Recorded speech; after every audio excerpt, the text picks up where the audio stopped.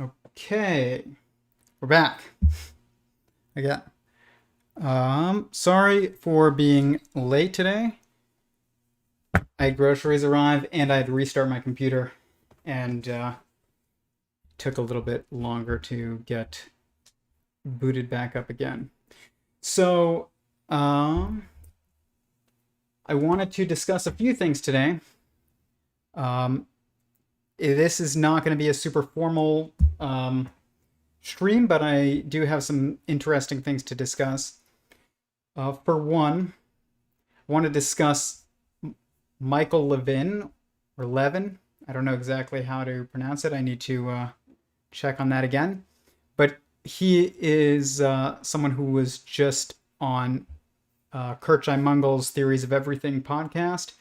And I'm pretty sure he's a molecular biologist, but we're going to look into it more. He's doing fascinating experiments, which is unique right now, regarding concepts that are very relevant to the theory of everything and consciousness, essentially. So, but he's also someone who is a professor at Tufts University, I believe, and is doing remarkable work in this field, which is remarkable in and of itself because that's not a very common thing for academia these days, to be in that field and be groundbreaking. And there's a few people. There's Sarah Walker and Michael Levin, and that's really the only two that I can think of. Maybe Roger Penrose. I would say definitely Roger Penrose, but there's not that many that I can think of that are part of the academic establishment, I guess you could say, and are also doing interesting things with their work, especially experiments. And so a lot of them have to do with planaria, which is I believe it's an amoeba. It's like a small worm that's very studied in biology labs. It seems like it's a pretty common model organism, and he uses them for all kinds of crazy experiments regarding basically like grafting and splicing them and seeing where is the boundary of self. This is a very important question. It's almost the question when you are exploring a theory of everything, is where is the boundary of self? Where do you end and the rest of the world begins? This is something that does have, I'd say, if not a singular clear boundary, I would say definitely a mappable pattern. And that's really the most important thing, because ultimately everything is entangled and everything is one. And at the end of the day, there is, one mind. There's a Kabbalistic phrase in Judaism, which is, there is nothing but God. That is very true. But we have to figure out, where do you end or I end and another begin? Because that does have a boundary, even though you're part of a consciousness that doesn't have any boundary. It is, all of existence is within the boundary of the singular consciousness that is God. So this is kind of a complicated question to get into, but it involves not asking exactly where do you end and another begin, but what is the pattern of differentiation, essentially. And there definitely is a pattern. That pattern is the theory of everything. So, or the theory of Every0ne. So, we're going to take a look at his stream that he did with Kurt. It was amazing. Kurt basically said at the beginning that he believes that Michael is going to get Nobel Prizes for his work, or a Nobel Prize for his work. I think that's probably true. If it does lead to the breakthroughs in cancer research and things like that, that it has serious implications for, then yeah, he'll almost certainly get a Nobel Prize. And I mean, the implications are amazing. We're going to get into it, but we're also going to discuss something that I'm grateful for, because I don't know if I'm going to be streaming tomorrow or not. We will see. I might host a call on our Discord and instead of this. So if you would like to join our Discord and be part of those private calls, message me in Instagram in a private message and I'll send you the link. But we're not going to have a call on Thursday because it's Thanksgiving. We might have a call tomorrow. We might do a stream. I don't know. Maybe we'll even do an Instagram stream. I'm not exactly sure. But because I'm not sure, I want to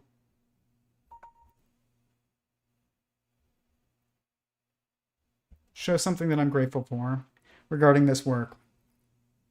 Because it's amazing. You know, I was listening to I forgot who it was, but a couple people in the theory of everything space, and the podcasts all start to blend together, and when they're all like multiple hours long, and they were discussing meaning and how meaning is part of this. I think it was Kurt and maybe Amjad Hussein. It was the Algo podcast, I think, and it was they were discussing meaning and what was the definition of meaning and whether or not meaning was part of the theory of everything, I think, and it's a very important part of the theory of everything. And basically, I think Kurt said he was like, assume that there's not enough of a difference between meaning and I think the theory of everything, for the sake of whatever conversation they were having about it. And that is kind of accurate, because the theory of everything is a theory of everyone, and what is meaningful is people, but not people like just as in humans, but sentient beings. Sentience is meaningful, and it is meaning itself. So it's the interplay between multiplicity of sentiences or sentient beings that is meaning, essentially. So you need more than one sentient being to have meaning. While it is composed entirely of sentient singularities, sentient beings, and all of that entire assembly is one sentient being, which is God. Still, I would say that it's slightly separate from from consciousness. Essentially, I think that's what he was saying, is that meaning was consciousness. And that's true. Conscious awareness creates meaning. You are aware of someone else. But awareness of yourself causes you to realize that meaning, let's say you're God, there's no one else, you are aware of yourself, and then you realize that you are all there is, consciousness is all there is, sentience is all there is. So therefore, all that matters is sentience, and but that means that your impact on another sentient being is all that matters. And if there's no other sentient beings, then you have to create multiplicity of sentient beings, and voila, you have a universe. But and the meaning of the universe. But the meaning of the universe is to create meaning. That's the point. And so, but meaning comes from impact on others, is my point. And someone sent me this today on my Instagram. I don't even know who he is, but this is not the first message that I've gotten like this. It's probably the second, maybe third, but message that I've gotten like this. I've gotten a lot of messages like, I love your work, and I'm not trying to brag or anything. I know that sounds like it, but I appreciate those, but it's not like this. This is much more meaningful, and I'll explain why.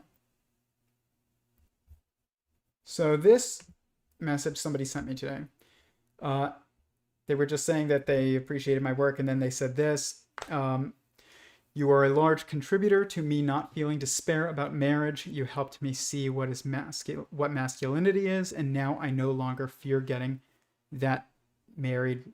It's definitely a typo, but fear getting married is the wrong choice. I no longer fear that getting married is the wrong choice. And this is so wonderful to hear. I can't even explain it. Like, and this is there is somebody in our community who had a similar experience. They proposed. They're now getting married. And I'm stoked for that. Like, beyond stoked. It's amazing. It's amazing.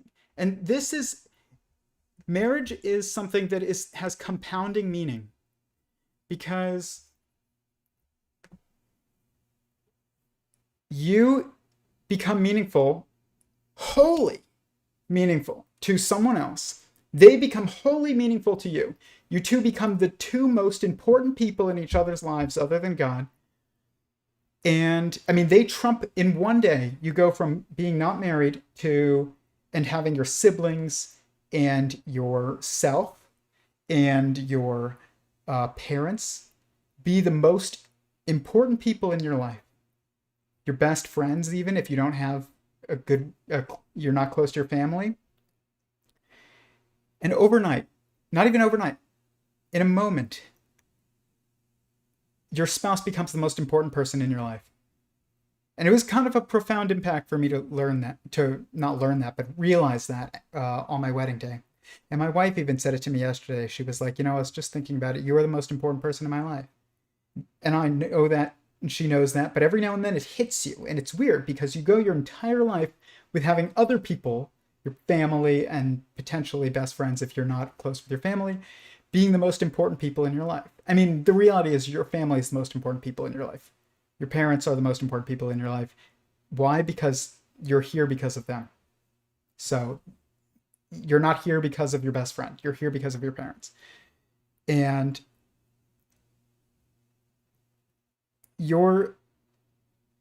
because of the lifelong commitment that marriage is, and it's the fact that it is chosen and it's a conscious commitment, that in it of itself makes it trump everything else. Even after that, it usually leads to children, and that literally creates more opportunities for meaning than existed prior, because now there's more sentient beings than there was prior. And you literally created meaning. And it just, ideally that lineage goes on to create infinitely, or close to it. And this is compounding meaning. And it's something that anybody can choose. It doesn't, it's not children that are the main thing. That in this instance, it is the spouse that is the most impactful. People think about their kids and their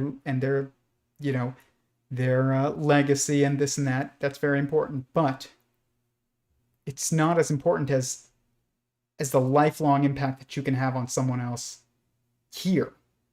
And you can choose how you impact them all the time. It's not just like, you birth them and that's it. You're gone,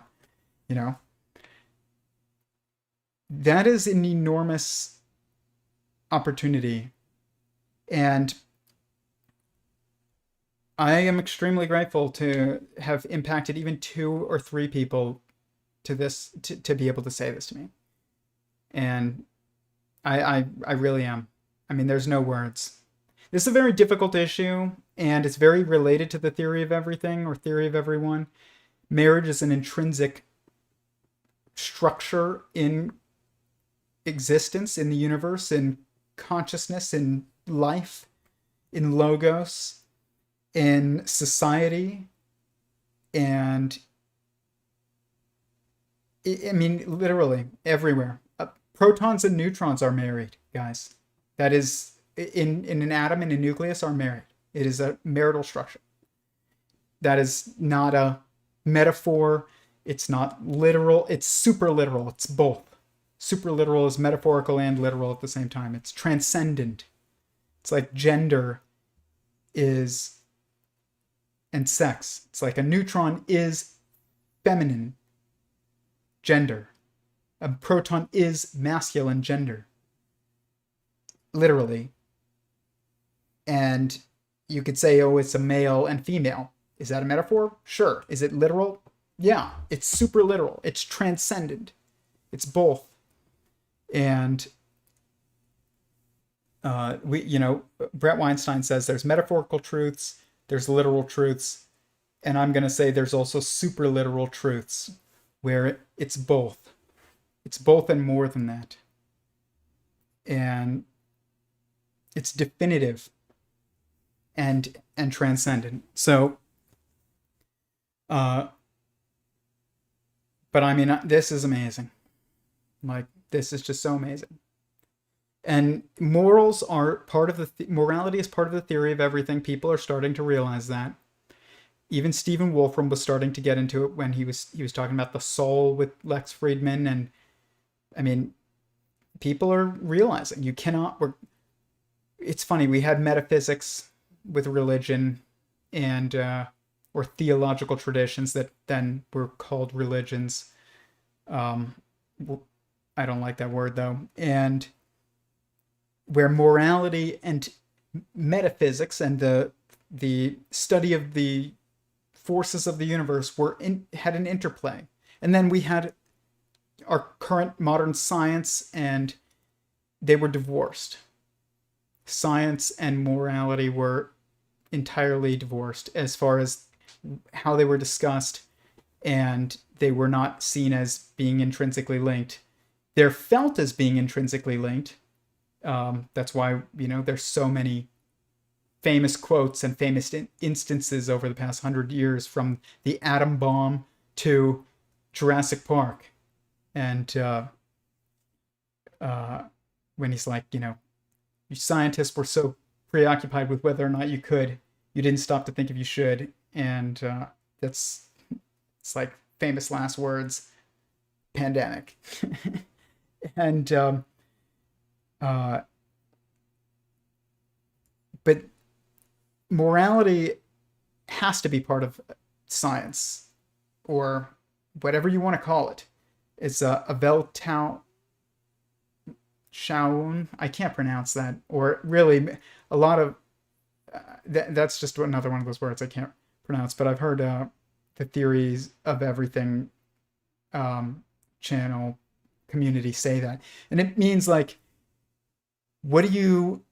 it's what you believe and how you act, and the interplay between these things. So the interplay between your knowledge and your behavior, essentially, which is wisdom. And so there's no way to avoid this being where we're going. It's not just particles to be manipulated and smashed into each other in a giant hadron collider. We're moving beyond that, and we're starting to understand what this is at the very fringes, and that it is revealing that morality and meaning are part of the next stage in understanding existence. And so meaning is a big part of even this project to me, and I believe that I have a mission to do this. Like, I have to do this. It's not even, I don't know where it goes, Sometimes I think, like, what happens if this theory never really becomes well known?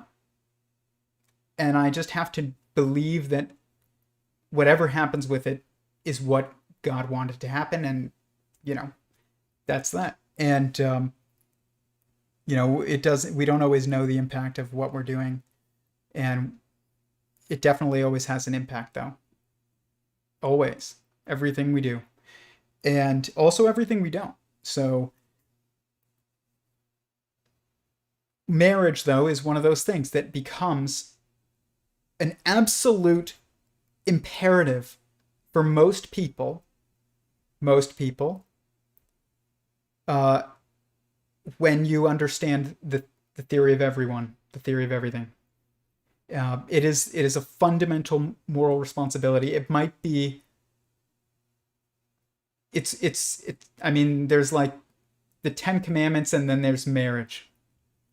And the Ten Commandments is basically for everyone, and then marriage is almost for everyone.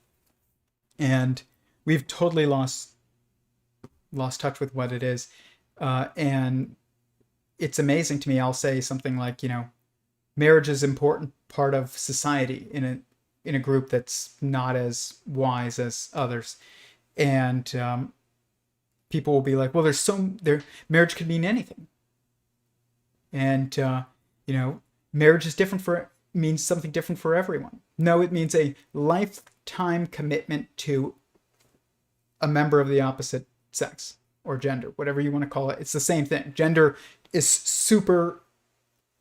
It is transcendent across the periodicity of consciousness. Gender, across hadrons, across atoms, across molecules, cells, organisms, and beyond. But then in an instance of gender, you could say at the biological level of organism, gender is sex. And at the atomic level or the hadronic level, you would say gender is like protons and neutrons. And then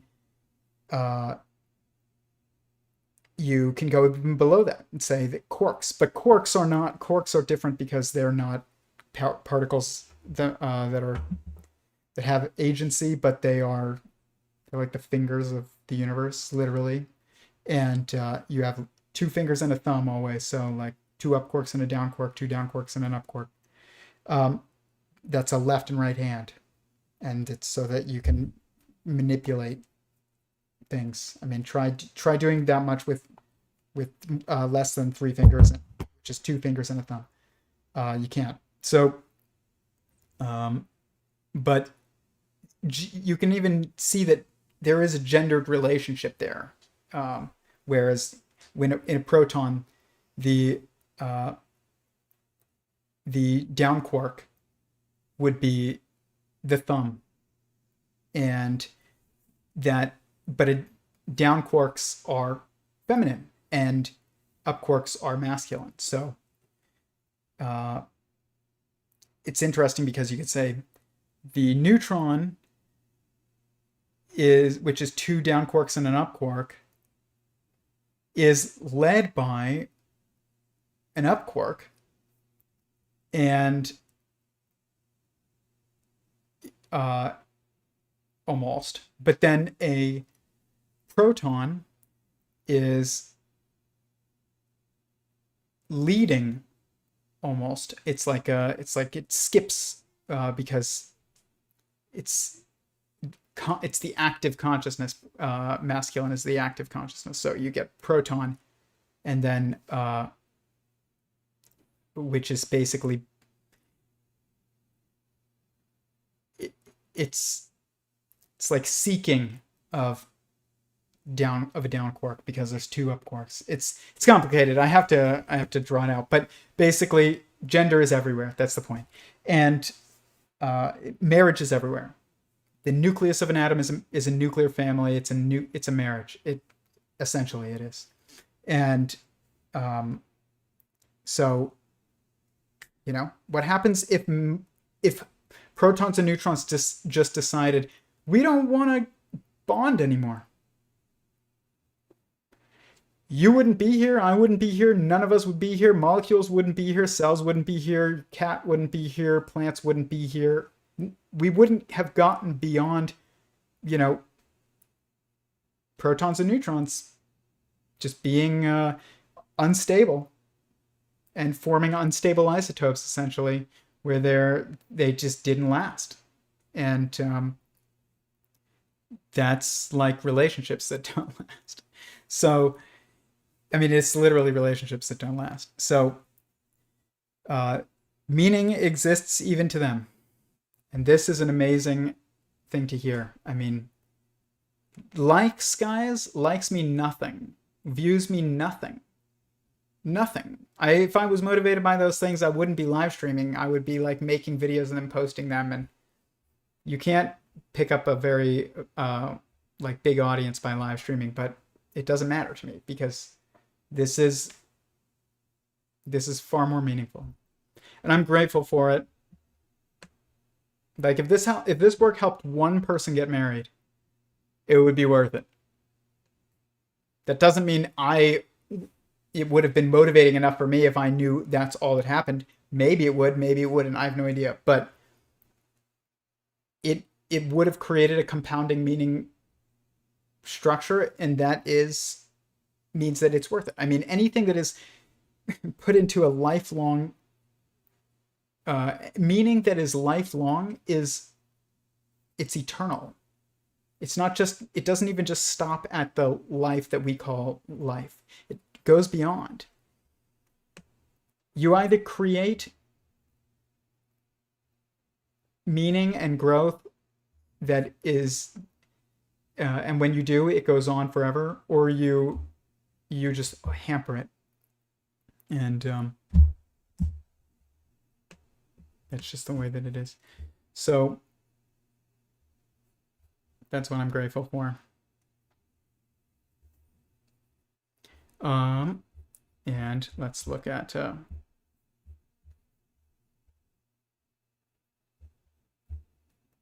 I'm grateful to be married to my wife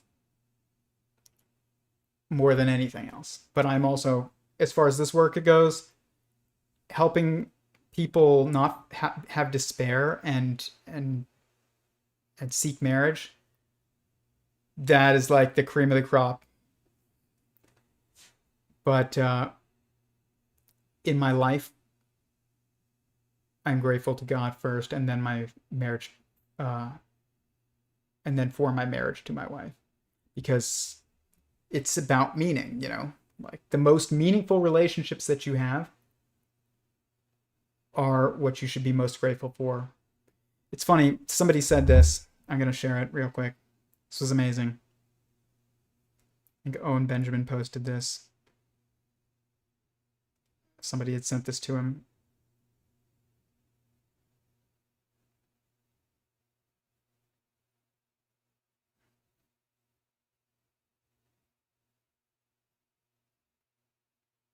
Okay. If you got $50 million today, how would you feel? And would it be better than anything that has happened to you besides family, essentially? Then, if you imagine your excitement and enthusiasm, but realize if you could take 50 million, but not wake up tomorrow, it wouldn't be worth it. So waking up, you should have more enthusiasm and excitement than if you got $50 million. It says, whoever sent this to him said, I was thinking about reverse engineering moral relativity and moral justification and putting it into the perspective of gratitude. You can't quantify life or even a glass of water. I don't know exactly what that means, but I mean, I think he's thinking about like life that we experience, but you can't quantify life. But most people, I mean, almost not most people, nobody knows how to do that yet, except I don't even know anybody besides me. That doesn't mean I could tell you how many lives there are, but I could tell you where the lines are, and then you would never be able to count them anyway, so it's still useless. But it's like, how many lives are you? That's an interesting question. At least one. And then every cell in your body. And just take a snapshot moment in the lineage structure that is you currently. So time is dictated by lineage.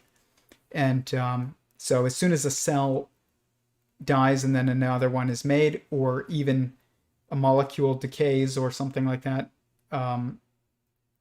that in your body, that is, you're having a lineage change, and that moves time forward. So, but in one splice of time, you are you as an organism. You are also all your cells. You are also all the molecules that make up those cells, and all the atoms that make up those molecules, and also all the hadrons that make up those atoms, and then plus God.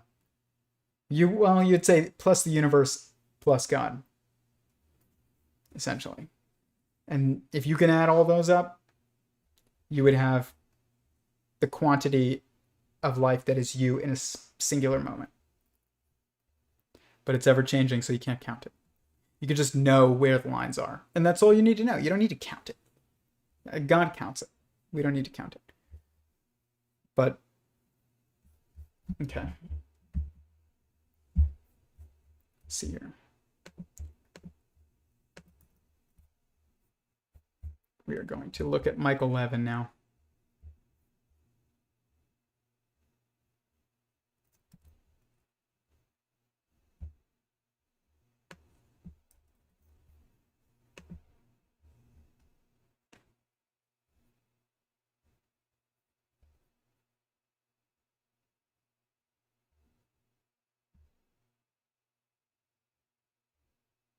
So, Michael Levin, biologist, is an American developmental and synthetic biologist at Tufts University, where he is the Vannevar Bush Distinguished Professor. I have no idea what that means, but it means he's honored. Or I don't like that word for people sometimes, but it means he does incredible work. That's what it means. And his peers think that of him as well. Levin is a director of Allen Discovery Center at Tufts University and Tufts Center for Regenerative and Developmental Biology.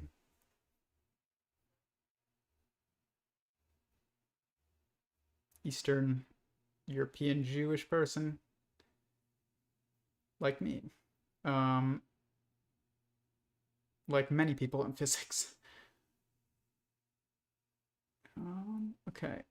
He established a lab at the Forsyth Institute.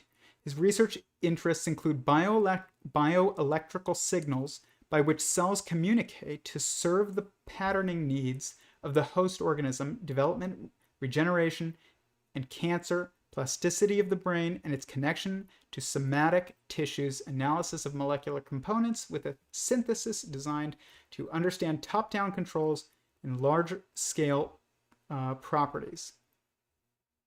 He is known for discovering xenobots, living robots made from frog skin cells that can sense their environment. This research is focused on development of a multiplexed, multifluid Xenopus embryo culture system that will enable discovery of new drug targets and development of therapeutics when combined with multiomics and integrated bioinformatics pipeline. I don't know what that means. This work is funded by DARPA and Thor. As of 2021, Levin's lab is working on synthetic biology applications for bioelectricity, for cellular control, development of bioinformatics of shape, AI tools for discovery and testing of algorithmic models linking molecular genetic data to morphogenesis, using techniques from AI, computational neuroscience, and cognitive science to make model of morphogenesis. Morphogenesis, from Greek morphe or shape, genesis, which is creation, literally the generation of form, is the biological process that causes a cell, tissue, or organism to develop its shape. It is one of three fundamental aspects of developmental biology, along with the growth of the control of tissue growth and patterning of cellular differentiation. So you have structure, morphogenesis. You have basically quantity of growth and quality of growth. So this would be addition. This would be multiplication. And then morphogenesis would be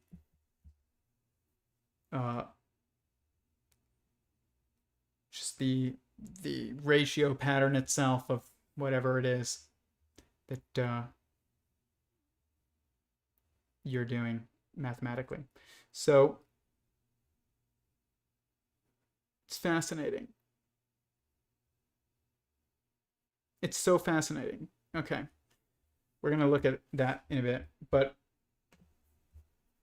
we're going to take a look at his discussion. One thing is, I think it was last week, I was actually discussing cancer, and what cancer is it's basically a cell that has decided to break from its responsibilities and go rogue and do its own thing. And I kind of related it to politics because there are metastatic I think it would be metastic, not metastatic. I think it's there are metastic movements. I think that would be it. Or metastatic movements in politics. Literally, there are cancerous memes in society where usually it involves the abandonment of responsibilities to others and also abandonment of the recognition and the submission to a hierarchy structure. Okay, so if you say, screw it, I don't want to get married, I want to just go and go to the club every night and that's it for the rest of my life, and get other people to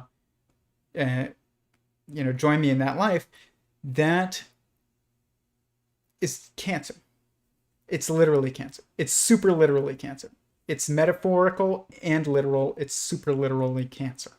There are movements in politics where people, or specific gendered movements where it's a what would be like misogyny movements and feminist movements. Those are cancerous. Like the marriage movement is the only non-cancerous movement. And the other movements are cancerous. Literally. I mean, society's falling apart because every movement is going cancerous. None of them are submitting to a hierarchy. None of them have priority other than themselves. The LGBTQ movement prioritizes itself. Racial movements prioritize themselves. Gendered movements prioritize themselves. And screw everyone else is basically the mentality of all of these movements. Not recognizing that can't go on very long. Cancer can try and live forever inside of an organism, but eventually it kills the organism if it's not removed or set right. And there's two ways of doing this, essentially, that I can think of. One is you have to have the cells have a realization that of their place and their responsibilities enough to where they re-embrace them, or you have to get rid of them, or else they will kill you. And we see the same exact stories play out in society as also play out in organisms. And I'm sure they also play out in molecules and as well. So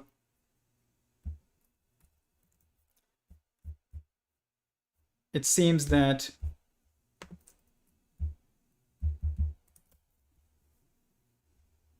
I'm not alone in that belief. I mean, I figured I wasn't, but it was also original to me in coming up with it. It doesn't mean I came up with it first. I definitely did not, but I didn't take it from someone else. I deduced it myself, and it's catching steam. And it seems like it's an old idea. Honestly, a lot of old ideas are catching steam again. Nice organ in an adult. Instead of that, they go off and they basically revert to a single cell kind of existence. They basically become. He's talking about cancer. He's saying that cancer is when a cell resorts to a single cell type of existence again, and basically says, "Screw the group, screw my responsibilities, screw my place in the hierarchy. I'm going rogue." Like an amoeba, they treat the rest of the body as just environment. It's like external environment. So you could think of that computational boundary between self and world can shrink. It can grow when a bunch of amoeba-like cells get together and they build something like an organ or a whole body. That computational boundary grows, but it can also shrink because an individual cell can say, I'm not working on this anymore. I'm just an amoeba, and I'm gonna do what amoebas do. What do? They become two amoebas, and two amoebas become four, and so on. They over proliferate, and they go where life is good. So they metastasize to wherever they want to go. So that's cancer. So if you think about it that way, that cancer is this like defection from multicellular cooperation. You ask yourself, okay, so what is the process that normally keeps them harnessed towards specific goals? And so if you ask yourself what do we know that's a process that harnesses individual competent subunits towards larger scale goals, that's very clear. That's the neural like processing, because you have individual neurons, which are cells, but you connect them together into a network, and this amazing computation starts to take place that can do things like plan for the future and have memories and have preferences and goals on a large scale. You as an organism can have goals and memories that your individual cells don't have. So we know that electrical networks are really good at binding small competent subunits into larger scale computational agents. We take advantage of that in computer science. Evolution takes advantage of it in making neurons. So there's an interesting thing here, basically. So he's right. I mean, his work is amazing. I wouldn't be surprised if he won a Nobel Prize, and if anybody's going to cure cancer, it's going to be Michael Levin, probably. But and if he does that, he deserves a Nobel Prize, if anybody deserves a Nobel Prize. So this work that he's doing has more implications than just cancer research, and also how did multicellular life form, and what is an organism, and what is just a clump of cells, and where's the line. It also has implications on society level structures. So what is the difference? Can we, as individual competent subunits, be linked together to become that singular mind that, as he said, can plan for the future and be self-aware enough to have complex thoughts at a level and at a scale that is impossible for cells to do on their own. And there is a difference there are two levels to this. There are what I would say are collective intelligences, essentially, or a collection of intelligences, okay, or a collective. And then there's a point of singularity after that as well. So you can see this with a human is an assembly is an organism, which is an assembly of cells. And then you also have a beehive or an anthill or any other eusocial insect colony. And they are not an organism. They are many organisms, but they don't unite into any single superstructure beyond that. They're just a bunch of organisms, and they are intrinsically locked together and through a bottom-up entanglement, okay? Meaning that their center point is the queen, and the workers are all entangled with the queen, and they take care of the queen. Okay? It's the effort goes one way. The effort goes from the colony workers to the queen. Okay? Which means it comes from the bottom up. When you have, essentially, but it's not really the bottom up, it's an illusion, because the queen is just an organism, just like a worker bee. A queen is also just an organism, and they're also, neither one is really higher in the hierarchy. It's just that they are bound to each other. Queen cannot take care of herself, and the workers cannot reproduce themselves. This causes them to be bound together. This is what is happening to humanity in our corporate and societal structures, basically, is that we are bound together increasingly, which is by our own incompetencies, which is not necessarily a good thing, but everything, gets utilized in the end. But the fact that you can't change a tire is the reason that guy at the the tow truck, the mechanic, he has a job, because you can't fix an engine. And because you can't hunt, there are people who have a job at a butcher, okay? And because, I don't know, the butcher can't make Amazon, we have Jeff Bezos. So there is this entanglement structure where our own incompetencies are essentially causing us to take advantage and seek out each other's competencies. And it's a bottom-up entanglement. There's also a step above this, which is like an organism, which is an assembly of cells, which is a top-down entanglement, or it's a mutual entanglement, I guess you could say. It's top-down added to the bottom-up, which creates a mutual entanglement. I have a responsibility to my cells to sleep, to eat, to drink water. I drink water because they need it. I eat because they need fuel. I sleep because they need time to be free so that they can go clean their rooms. And I mean that super literally. It's their time off from work, essentially. You are like their boss. And, if I say, move this way, every cell in my arm has to now move. But if you're asleep, all the cells are able to be let off the clock. They can go home. They can be with their, spouses and loved ones and families and recharge and eat and then come back to work the next day. And so that is super literally what is happening. It's funny because this alternating current type of pattern it's not a coincidence that it is what won out in electricity over direct current because of its efficiency, essentially. And that also happens with life. It's like, why do we sleep? Because we're alternating current. That's why. Because you need to be on and off and on and off and on and off. And so do your cells, and so do molecules even. That doesn't mean it's easy for us to perceive when they do that. It's also difficult to perceive when a plant is sleeping. But plants do sleep. And if this isn't already discovered in chemically, then it will be one day.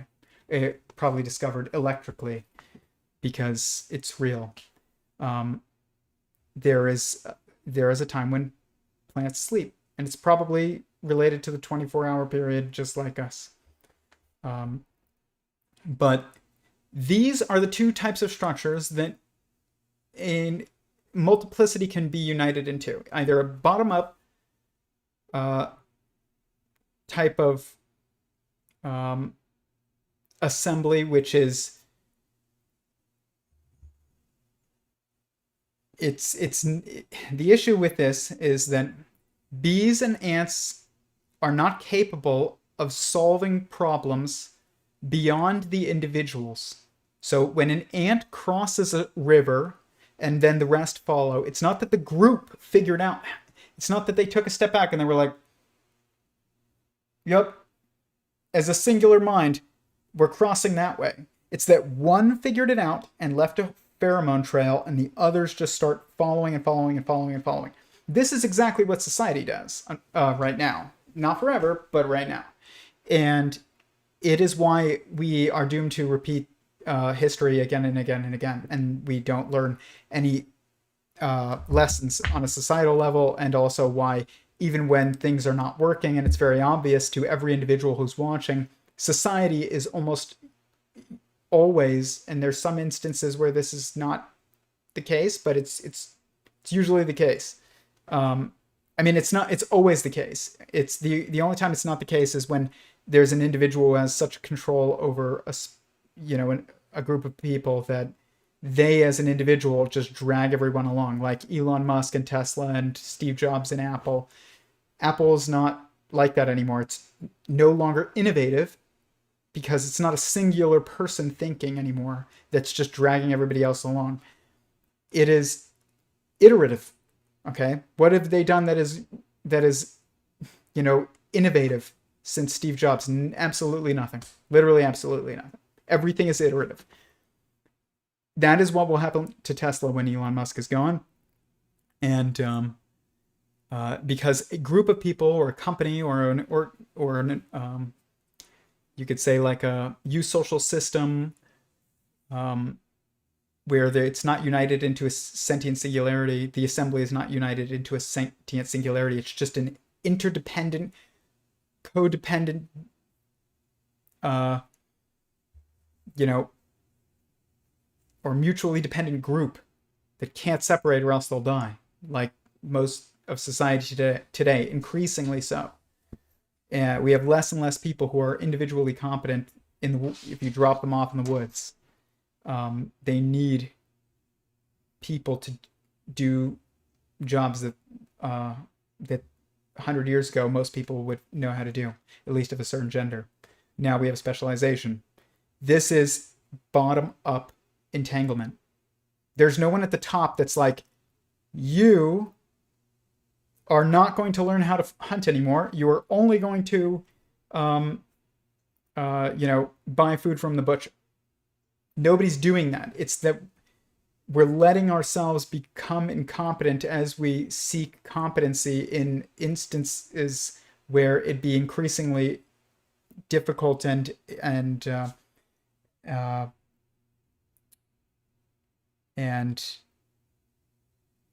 what would be the word?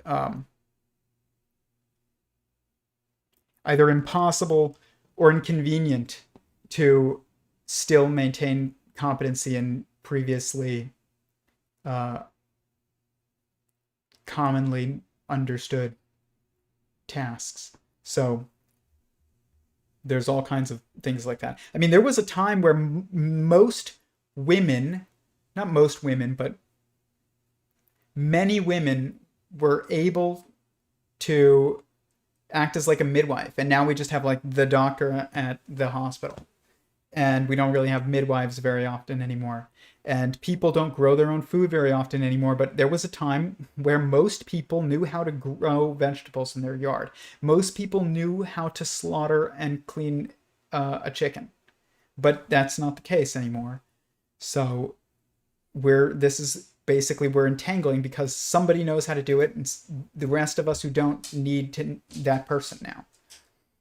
This is going to be true of cells as well, and These two structures are also true of cells. So you have assemblies of cells that are not united into a singularity of sentience, which comes from, there's the process of getting there is complicated, and we'll talk about it another day, but it has to do with mutual feeling, not just like, communication. It means like you have to feel. When your cells, when bees are dying, worker bees are dying, the queen does not feel it until nobody's taking care of her anymore. At least not really. She doesn't feel like she's dying. When your cells are dying, you're dying. Okay, so there's responsibility differences between these two structures, where when you are united into a singular sentience, when a multiplicity is united into a singular sentience, you have the ability to solve problems on a level that literally is inaccessible normally to sentiences on the level below. Like you can solve problems. My dog is laying down. So if you hear anything, I don't know what my dog is doing, but you can solve problems that your cells can't, and a cluster of cells is incapable of perceiving problems at the level of an organism, essentially, even if it is still a cluster of cells. So this is exactly why companies stop innovating when they don't have a strong leader, or they're not very, very small, where the people at the top know exactly what's happening with the people at the bottom. As soon as you transcend that, you no longer can innovate. You just iterate, and any innovation comes from an individual within the company, but collective is no longer able to innovate. That's why Google, with all its unlimited resources, and literally basically unlimited resources at this point,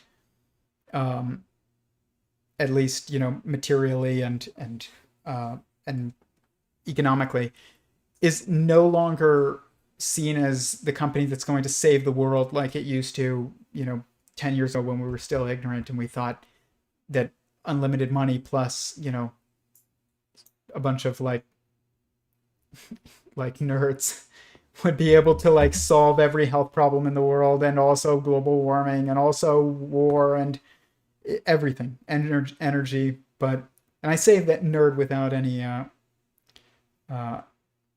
not ripping on nerds. I have like a room full of reptiles. I'm quite in that camp. But Google did not save the world. It's, if anything, it's on its way to having a large hand in destroying it. But it is not able to do the things we thought it would be able to do, because it's not a singular sentience. And Tesla is able to do the things that nobody thought was possible in the rest of the automotive world. Why? Because Elon Musk is a singular sentience, and he saw what was possible at a level above himself, which is possible to do, but it's very rare. And this, it's what's interesting though is that structure leads the way, or that individual leads the way for the rest of the people to move up a level. But then once we get there, the assembly is no longer capable of moving up a level again, because we're just back to being a bunch of, bickering quanta of consciousness, or bickering sentient singularities, without leadership that is actual and intrinsic and competent enough to be undeniable. Okay, like it's sometimes undeniable who the leader is, and it's because like they take you places that nobody else has, like Elon Musk or Steve Jobs. But then you have like, I don't know, Mark Zuckerberg, which is like different. That's not a leader taking us places that we've never been before. everybody's freaking out about metaverse. It's like Oculus Rift exists, guys. Okay, until it's in Neuralink, which is taking us someplace we've never been before. It's just Oculus Rift, and it's no different than, our current internet space. But it's being portrayed as being different because it's just an iterative structure, though. It's not an innovative structure. Whereas like a Neuralink would be an innovative structure, not an iterative structure. These are two very different levels of competency, and they are possible by two very different structures. One is when an assembly is united into a sentient singularity, and the other is when there is an assembly that is dependent and codependent and to some degree cooperative, but not united into a sentient singularity. This is true of cells.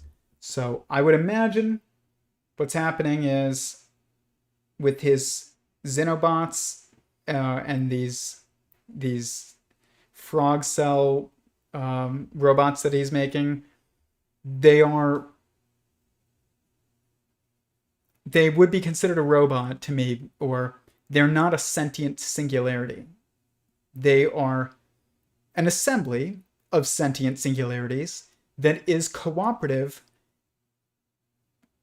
because there's benefit to it, but they're not going to be able to solve problems in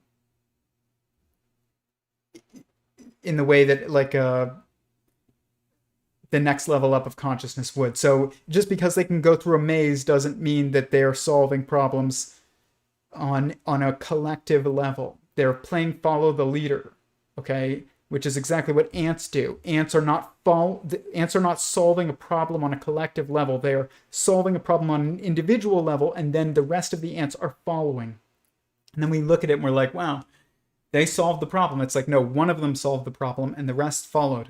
This is exactly what happens in society right now. Eventually, the finality of society is that it does unite into a sentient singularity, which is basically reboots and creates the next universe, essentially.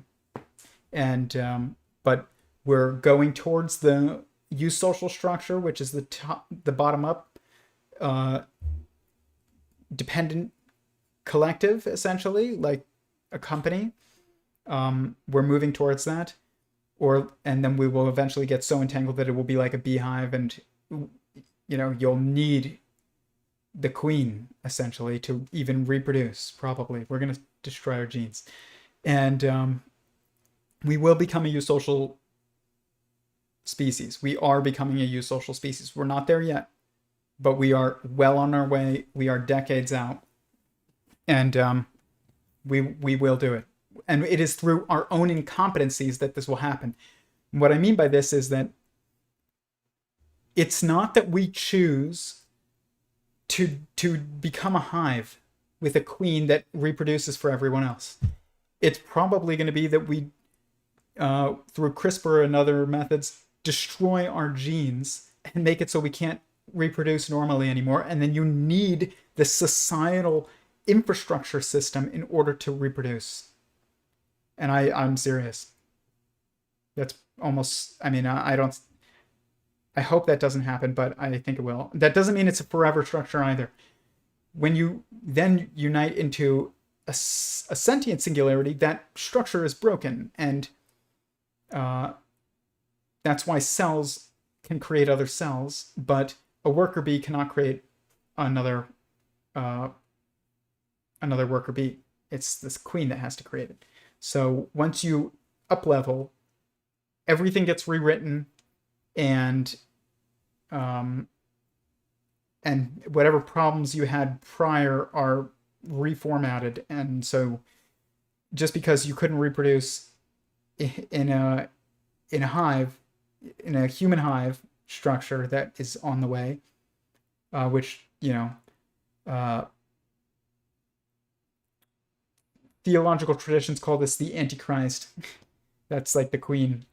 And then the head singularity of the that comes next, that is when that hive unites into a sentient singularity, a singular sentient singularity, you go from a queen to a king, and then you get, what a messianic Christ structure. Now, who you think that is, that's another discussion for another day. And I'm sure, as innovative as, a lot of the research that's being done on that,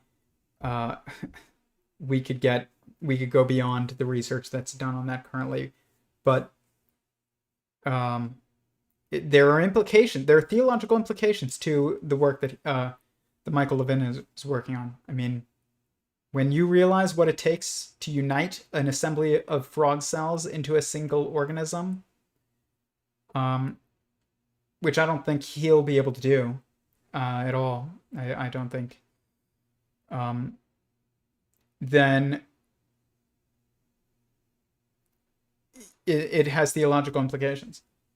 It has scriptural implications, but it takes a self-sacrificial act by one of the cells in the assembly of frog cells, because you need to basically take everybody's all these cells in the assembly, and you need to unite the focus into a single point.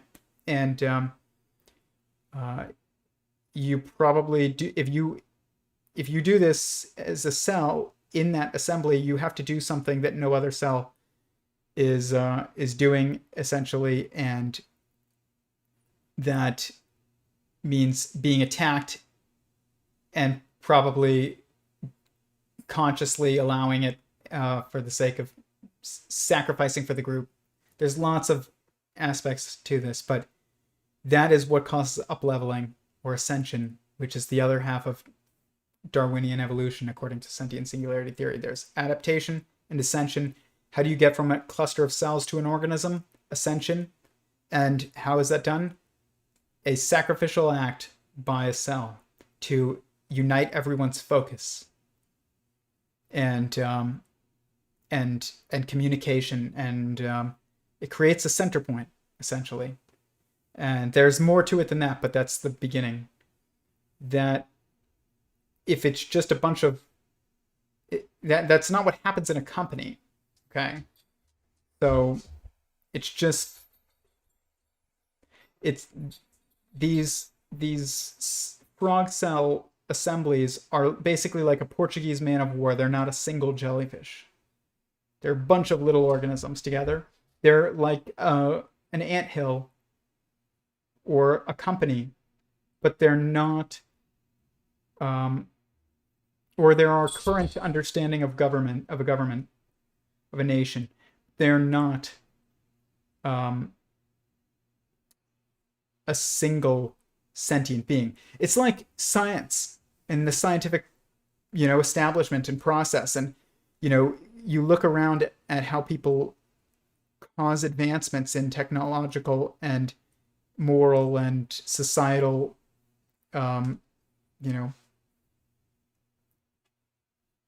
manifestation and understanding. And basically what it is that one person comes up with an idea and is properly situated to bring it to the world and good enough at communicating the idea that they can get it out. And it's the right time for the idea as well. And then they're able to prove it in experimentation that they're correct, and then in engineering that they're correct, and then everybody else follows them. And they're like, yeah, Einstein, that guy was a genius. But then 100 years ago, that's not what they would have said. They would have said that Einstein guy, he's just a crackpot who thinks he's a physicist, but he's not, because he's a patent clerk. But it takes a series of proving to the group, this is the way, and then the group will follow. But it's not that the group of scientists took a step back as a single sentient mind and were like, you know what? E equals MC squared. It was one guy, and then everybody else followed, and they all thought he was crazy for too long. So this is exactly not a single sentient mind. It is an entangled, codependent, cooperative structure that, yes, is able to maneuver basic problems, whatever those are solved by individuals. And, a couple individuals, or maybe 3 individuals, 2, 3, 4, under 10 individuals probably. And it is because they can work as one. This is why startups can outcompete giant corporations and be more innovative, is because they're like a single mind, but then they are successful, they hire more people, and as soon as they do that, they lose cohesiveness of information across the company, and they are no longer innovative, they're iterative. And you go from Steve Jobs Apple to Tim Cook Apple. And that's a big difference. Okay, fascinating. The queen is a heart and the workers are blood cells. Basically. The drones are maybe bone marrow. I don't know. Have you looked into the Randonautica theory page yet? No, I have not. Make some similar arguments. Also, you should probably watch the new Godzilla series. They make a few good points about entanglement. I did watch one of them, actually, Godzilla versus Kong. I watched the last one on the airplane on the way home from Hawaii, and on the way to Hawaii. I watched half of it going there, half of it coming back. It was okay. It was pretty good. I liked it. It was interesting. I liked, and this is, I know a lot of people, the purists will hate me for this, but I did like that movie, but as far as what it is, I mean, it's Godzilla. I liked Godzilla as a kid, but I was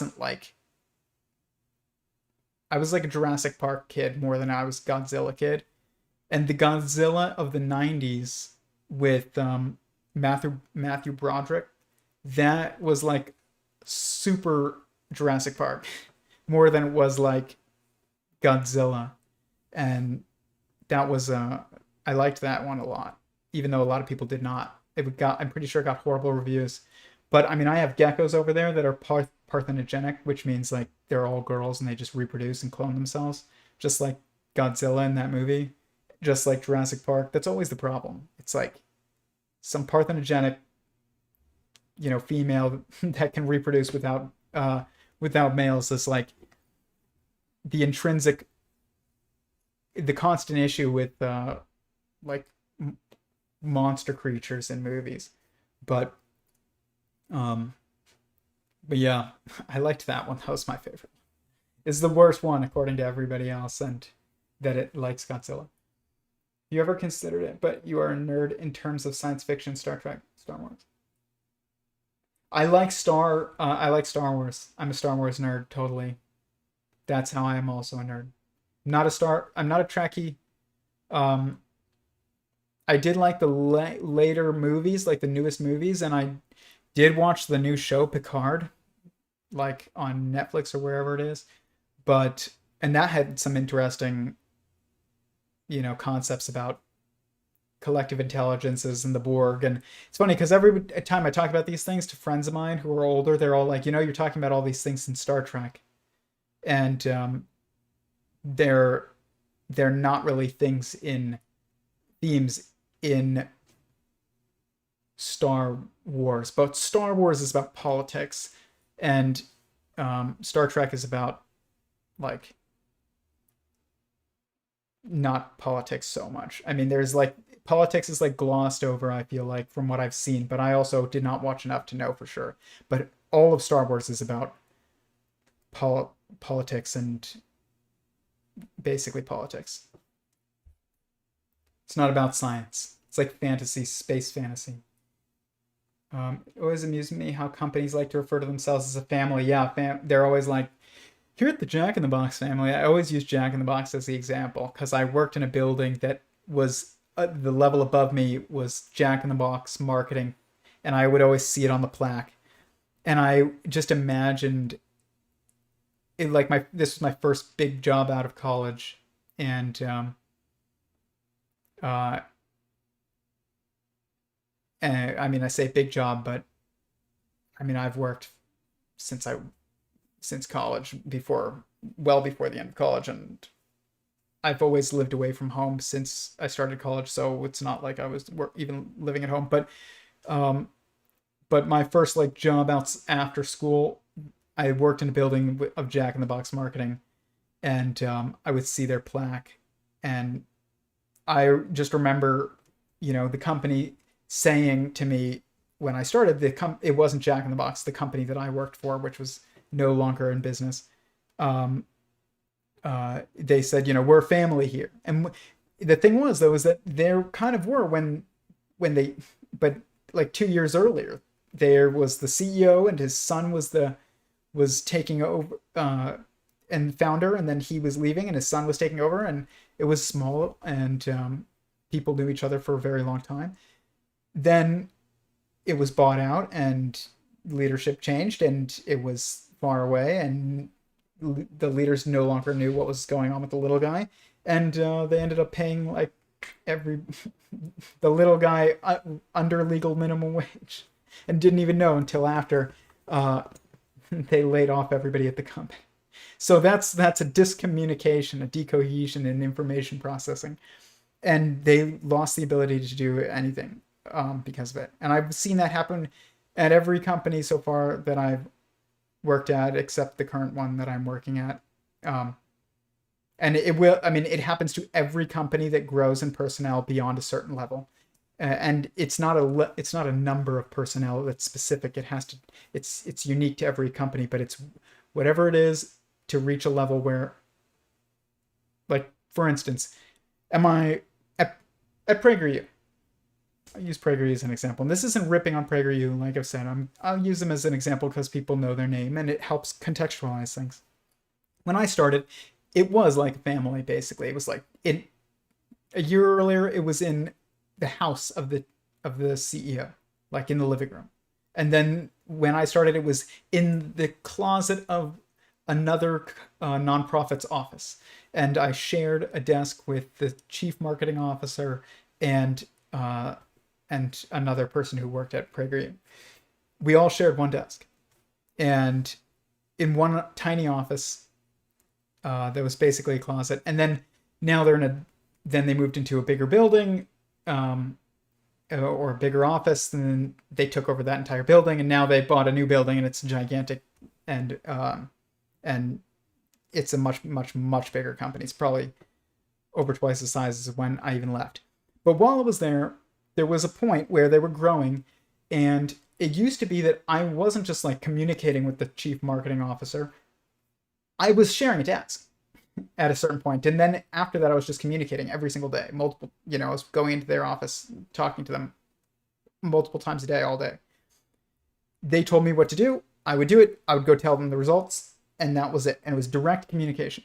At a certain point, as they were growing, they hired somebody between me and the chief marketing officer, which is, for the sake of this conversation, is the top, and I'm the bottom because I'm not telling anybody else what to do. And they're not, and the chief marketing officer is not checking with anybody else in order to make decisions for the most part. When they put a person in between us, it was just like a corporate, we're growing decision of like, we need structure, so let's build an artificial structure, and every company does this, and it's not a good idea, but every company does it because they can't control themselves.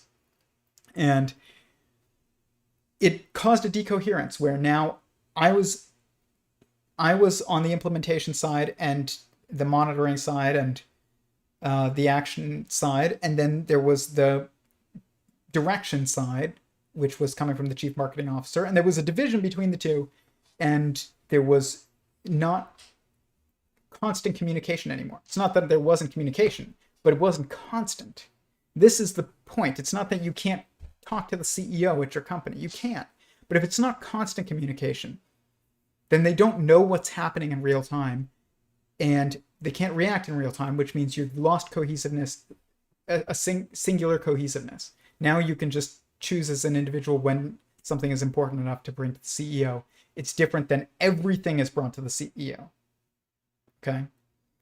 And it was totally unsuccessful of a model. I mean, it worked. I mean, it was able to sustain what we were doing, but nothing innovative was able to be done after that. It was like we were innovating, and then all of a sudden we were just able to continue doing what we had done before, but we weren't really able to innovate. Everything that we had tried never got done. There was too many points of communication, and this happens to every company at a certain point. It's not a unique situation to PragerU or any other specific company. It's every single company, unless your company is 5 people, and it never grows beyond that. And even then, those 5 people have to be in constant communication. If there's one person at the top of those 5 people, and then there's 2 people between that person at the top and somebody at the end of a hierarchy, and they're not in constant communication across, like horizontally, just vertically, you're going to also lose decoherence there too. And these are the types of structural differences in communication processing that make the difference between something that is a singular sentient being and able to problem solve on a macro level, and something that is just purely a cooperative assembly that is only able to problem solve on a micro level. And I predict that his frog cell robots, as I will call them, are just assemblies. And I'll call them robots because my guess is that they don't have collective feeling. If you cut part of that structure of, let's say you have a clump of frog cells that are behaving cooperatively. If you cut half of it, cut it in half. The fact that you can cut it in half and you haven't destroyed any single mind, essentially, is due to the fact that there isn't a oneness of feeling, of feeling. That's what sentient means. It means feeling. Okay? It doesn't just mean thinking. It's not just intelligence. It's not just consciousness. It's sentience. It's specific. It's self-aware feeling of self. There is no destruction of the feeling of self in that instance. Because of this, this is the proof that it's not an organism. Okay? And if you take that clump of cells and you cut it, and the cells over here on this side of the clump are not riling in pain, on the cells on the opposite side of the clump are not riling in pain, and there isn't a unified feeling of pain across the entire single assembly of cells, then it is not an organism. It's just a clump of cells. And it might be mobile, and it might be able to figure out its way through a maze, but it's just a clump of cells. And this is, I think he wrote a paper, The Limit of the Boundary of Self, or something like that. And I'm going to read it or at least skim it. I'll skim it to see, what he came up with. But I'm telling you that's correct. Like what I've explained to you, cohesiveness of feeling, unity of feelings across the assembly is what causes a sentient singularity to form from an assembly. So it's like when people are really struggling with their job and they're at the very bottom of working at Amazon, I don't know, you're working in the factory floor or the warehouse floor. Jeff Bezos does not know. He does not feel your pain. But if you're all cramped inside one room and there's only 5 or 6 of you, and somebody is failing at their job and they're really feeling it, or they're struggling personally and it's impacting their job, everybody feels it. Everybody knows immediately what's going on. Everyone. And it has to be everyone. At least to the point of,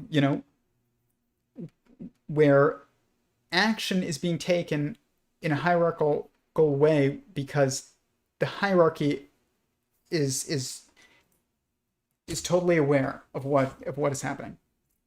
All the relevant pieces of the puzzle know what's going on. So this is fascinating stuff. I mean, it is where is the boundary between you and others? There's also, a space-time direction to this where you could say, where's the boundary between your consciousness and outside of your consciousness? And you start looking around at your room and you're like, is my room part of my consciousness? Is it part of my mind? Yes, it is. This is where you get to the point of everything that you perceive is part of your mind. And so, and it's not all that you perceive is perception with your senses other than feeling has nothing to do with unification of an assembly. It has to do with sensory perception, okay, of what is around you. But it has nothing to do with sensing your boundaries. You sense your boundaries with your feelings. And the thing is, though, is that when you get feelings of intuition, it is because you are part of a single sentient being. You are a cell in a singular sentient being.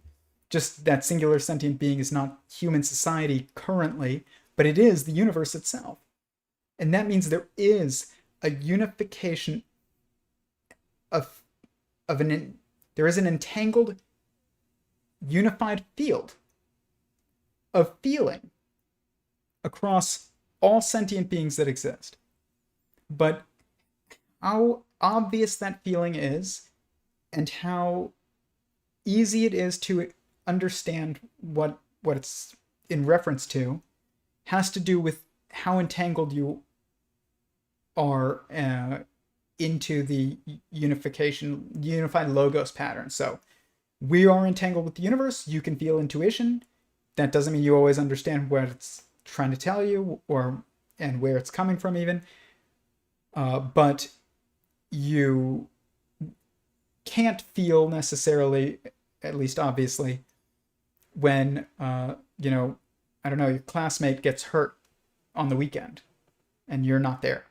It's because there's a disentanglement and it creates gaps in perception. That gaps in perception is that causes a gap in the self is in that of feeling. And it's not so much that it's not about differentiation of where's the boundary of you and versus another. It's about, like I said, the pattern that we all fall into. So where's the boundary between you and your cells? They are separate and one with you. It's a superposition structure. Everything in consciousness is a superposition structure. And that's why it's so difficult to talk about a lot of times, because we think about if either or, and it's just both. But it's a superposition structure of your cells are one with you, you are one with your cells, and you are also separate from your cells, and they are also separate from you. So, I mean, there is a directionality to it, but we'll get into that later. Okay. I was a Godzilla kid before I became a Jurassic Park kid. Shout out to all the people who are on PragerU level. You are ahead of the curve when it comes to the majority of the population. You'll be learning a lot over the next couple of years. What's the PragerU level?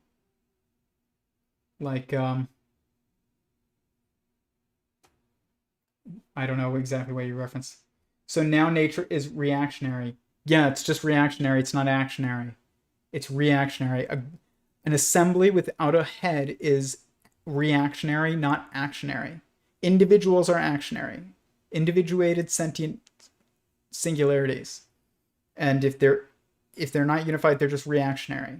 You're seeking something that you need, and the group is, and you are reacting to the wall, but you're not planning your way through the maze. You're just like moving, and you're following the leader, and that leader is actionary, but it's not.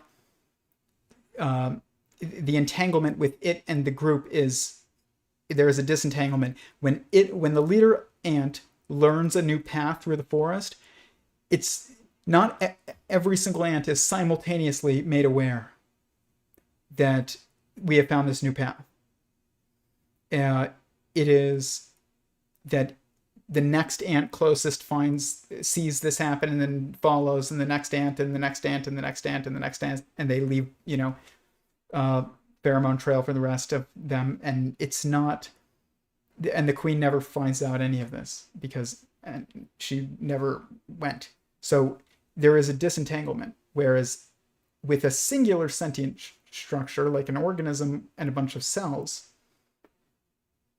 when a new path is found and a new problem is solved, it's done not on the individual worker level with a bunch of, workers following suit. It's done on the collective level as a singularity, and then everyone else simultaneously follows. Essentially, it's not there is no gap. It's like if a bunch of dominoes are totally pressed together, they're totally entangled. You press this one, it immediately pushes down on this one. There's gap and entanglement. So it's like you hit this domino, one ant moves and finds a way, and then it alerts the other ant, and it goes on and on and on. I have a bunch of dominoes there. I should pull out and demonstrate this, but you get it. Total entanglement is when there's no gaps. And when there's a gap in entanglement, it takes a second for one to hit the other, and that means they're not moving simultaneously, and they're not moving as a singularity. And then you can gap it even more, where you move beyond the point where one falling domino can hit the other even, and now you have a branch in branchial space, essentially, as Stephen Wolfram would say. It's like when a species is created and it no longer can merge with the branch that it previously came from, and it's, you can't rebreed back. A horse and mule cannot have, a horse and a donkey can no longer breed back. It's because there's a gap in entanglement on the lineage level of information processing, where basically there's enough information that can no longer be made into it. It's no longer information. It's not information because it can't be entangled enough to be contextualized anymore, and therefore you can't create a replicating lineage structure anymore. So this is the most fascinating scientific topic that exists, is this. And the fact that he's doing experiments on this is amazing. I have an experiment that I will do, or that I will have somebody else do, or somebody else will beat me to it. I've explained it on here once, and I've explained it on my Discord a number of times. I will explain it, but I'm waiting for the right time to do it. When there's a larger audience, I'll at some point in the future, when it's in the right audience, not just a larger audience, the right audience, very important, I will say what it is, because I don't need to be the guy, in the lab first, but I do want to be part of the conversation. But it has to do with the weight of the soul. But that sounds like a crazy idea, but it has to do with the optimization that happens when an assembly unifies into a singularity. Basically, when cells become an organism, and when molecules become a cell, at that point there is there is a change in gravity. And this is actually obvious. This is already known. It's just not it's just not understood what's happening when it's been measured in mass defect in molecules and atoms. And I have other experiments that will take advantage of the same process. It's not totally out of nowhere. And we've actually done the experiment, and we know that it happens. We just don't know why. And my experiment shows a little bit more of the context. Not totally. Still some intuitiveness that has to come with it, and it'll be misinterpreted by some. But if you're able to make a prediction, like if my prediction comes true in the experiment after it's done, it suggests that my perspective is correct. But unfortunately, the establishment will be like, this is what he said, but that's they won't interpret it the way that I will. Some will, which is why I need to be part of the conversation. But not most. Okay. Here.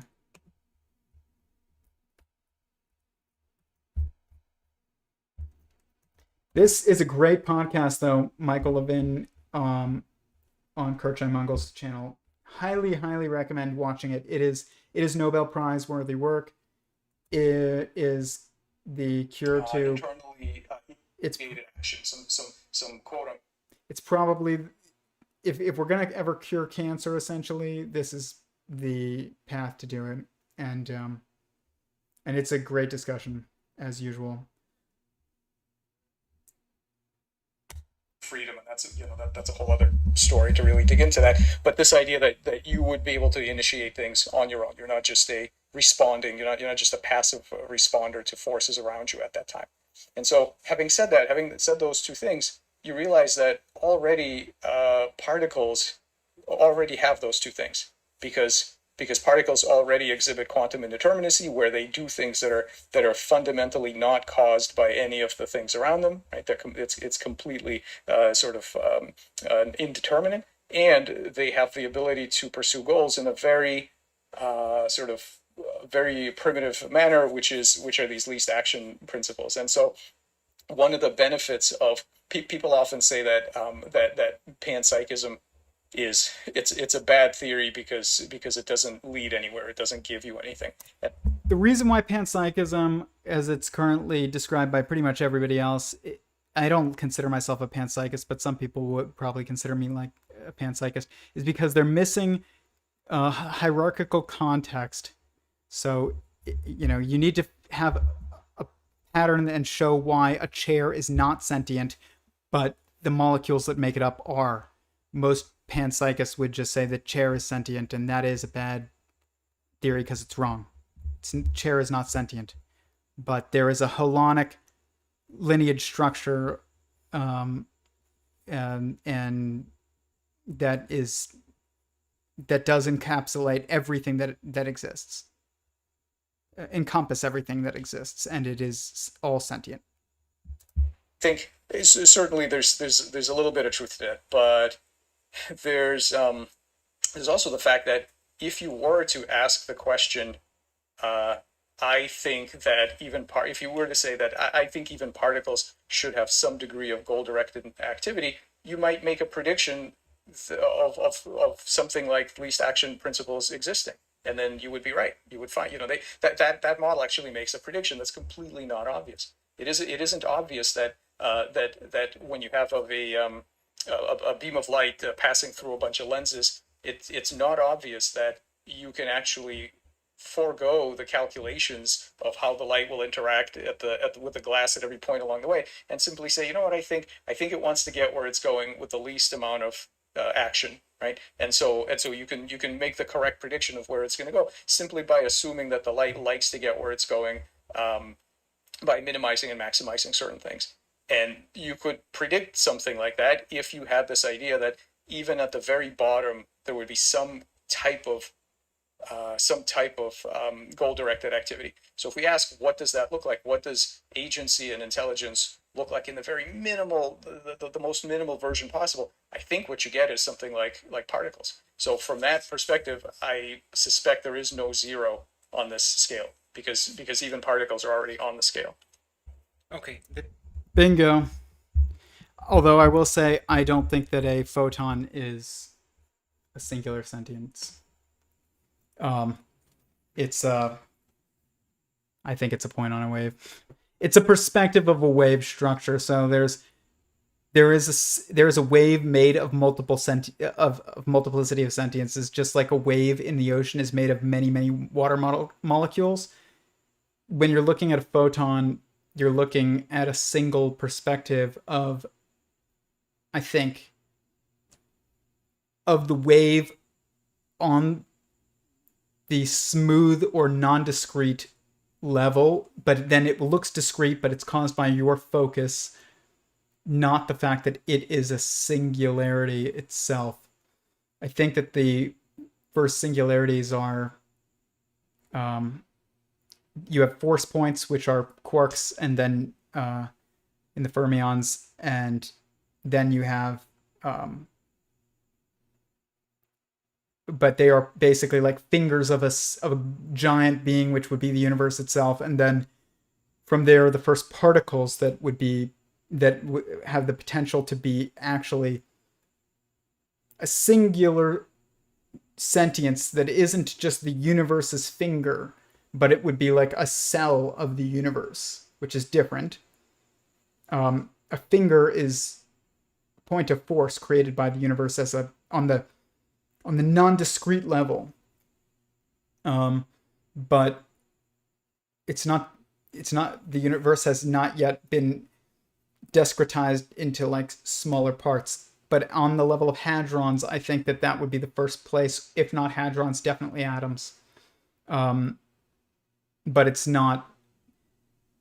The bosons are not it, and neutrinos are not it, and electrons are not it. These are all, I believe, perspectives. They're focus points, whereas quarks are force points. Those force points unite into either a sentient hand or a hand that would be a hadron, and it might be sentient, it might not. It follows the same patterns as a sentience, so but it might just be that the universe is like creating the first one, so it goes through the first, pattern of sentience, even though it's not an intrinsically a hadron. It doesn't have a sense of self. Maybe it does. It's hard to tell because it would look the same is the problem. It's either the universe kicking off sentience within multiplicity of sentience, or it is a new sentience itself. But I think it would start at the level of hadrons, not a photon. But the photon is the universe itself moving, so it still does look like it has goal-directed behavior, because it does. But it's not that the photon has a sense of self. It's that you're perceiving a focus point caused by your own perspective, I think. And of the universal waves of information or energy. Okay, so you're seeing a wave and you're just staring at one point on the wave, and because of the constraints of focus, and you're seeing it as a particle, but it's not. But you would still see goal-directed behavior. And I love that he said this, because it reminds me of constructor theory. Constructor theory takes the right perspective to move beyond our current physics paradigm of, particles and forces, and it says, screw that. We're going to start from scratch, and we're going to figure out what are the rules that are possible. And how do those rules impact us on the way towards achieving a goal? And then they build a physics model from there. And that is actually the correct way to do this. That's how I did this. And it is what constructor theory does. And then you have Michael Levin here saying, Levin or Levin, I don't know. I'm going to figure it out before the end of this podcast and correct myself if I was wrong. I mean, I've said it both ways at this point, so I definitely said it correctly and definitely said it incorrectly. But you would goal direct, having single goal is very intrinsic to this process or to this structure. It's like, you have a goal. What is my goal? To pick up this Gatorade. And then every cell in my body has to unite to pick up the Gatorade. And does that mean that this cell had the idea and the goal of picking up that Gatorade, and then it tried to pick it up and move towards it, and then the next cell moved, and next cell moved, and next cell moved, and next cell moved, like ants? No. I, as a single being, the king of the mini city that is my cells, making up and, assembling into myself as an organism, decided as a singularity, I want to pick up the Gatorade, and every other cell in the assembly has to then follow that goal. It's not that the cells decided, or a cell decided and the rest went. I decided, and then the cells had to. I'm the king, literally, of my cells. And you are the king of your cells. And even if you're a girl, you are the king of your cells, not the queen. The king. Gender is, hilariously enough, a social construction.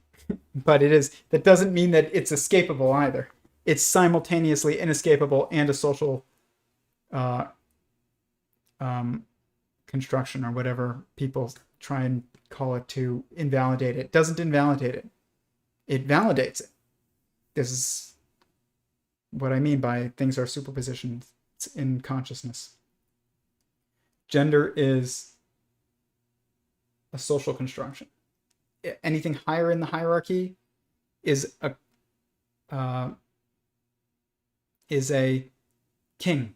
Okay, so interestingly enough, like a queen bee and workers need each other. Okay, and I also need my cells, but my beingness is stacked, as I call it in Sentient Singularity Theory, on top of the assembly of my cells. It's not among them. Okay?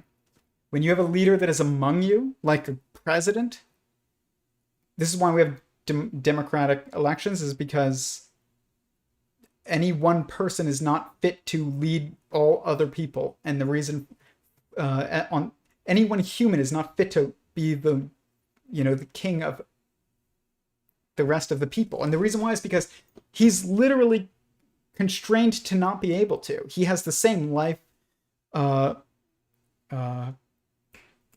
like living constraints. He can die due to the same exact things.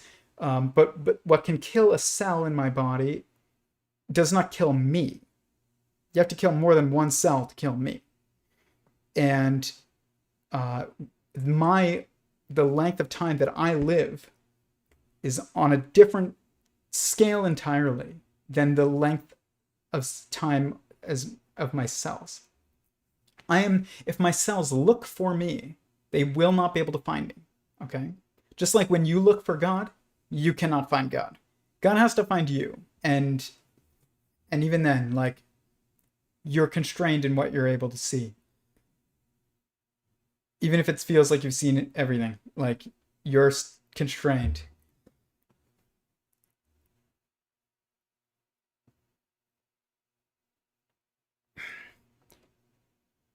you can look and see Donald Trump or Joe Biden, whoever's the president at the time, standing next to you. You cannot see God standing next to you. You cannot see a human being standing next to you if you're a cell, if you're a blood cell in a human being. There's no human beings around you. You're inside of it. You can't see it. And this is like when people are like, I don't see God. Where is he? It's like that Pirates of the Caribbean, and he's like, you best start believing in ghost stories. You know, you're in one. It's like, best start believing in sentient singularities. You're in one. Somebody said that on the stream earlier, and a few weeks ago, and it was great. It's like, you are one and you're in one. So it's, you're not going to see it. Zero, was that the way that I understand that is that that's like an intelligence scale? Do you synonymize that with consciousness? Right, that's a good question. I will say that in my writing on all of this stuff, I've almost completely avoided consciousness. Okay, I almost never talk about consciousness. I talk about cognition, and that's kind of on purpose. That's such a good idea. It's such a, it's a term that I know what the problem is, and I'm increasingly getting able to speak about it, but it's that consciousness is not a single thing. It is an assembly of necessary components, and you can't deduce it to one thing. But a consciousness, I will say, at its very core, the essential part of consciousness, without which there is no other form of consciousness, is sentience. And you could also say it's also intelligence and computation and perception. So consciousness is feeling, aka sentience. It is perception and computation. And so you'd say perception, computation, sentience, and what was it? And intelligence. Okay. So, which is almost like computation anyways, but it's not exactly.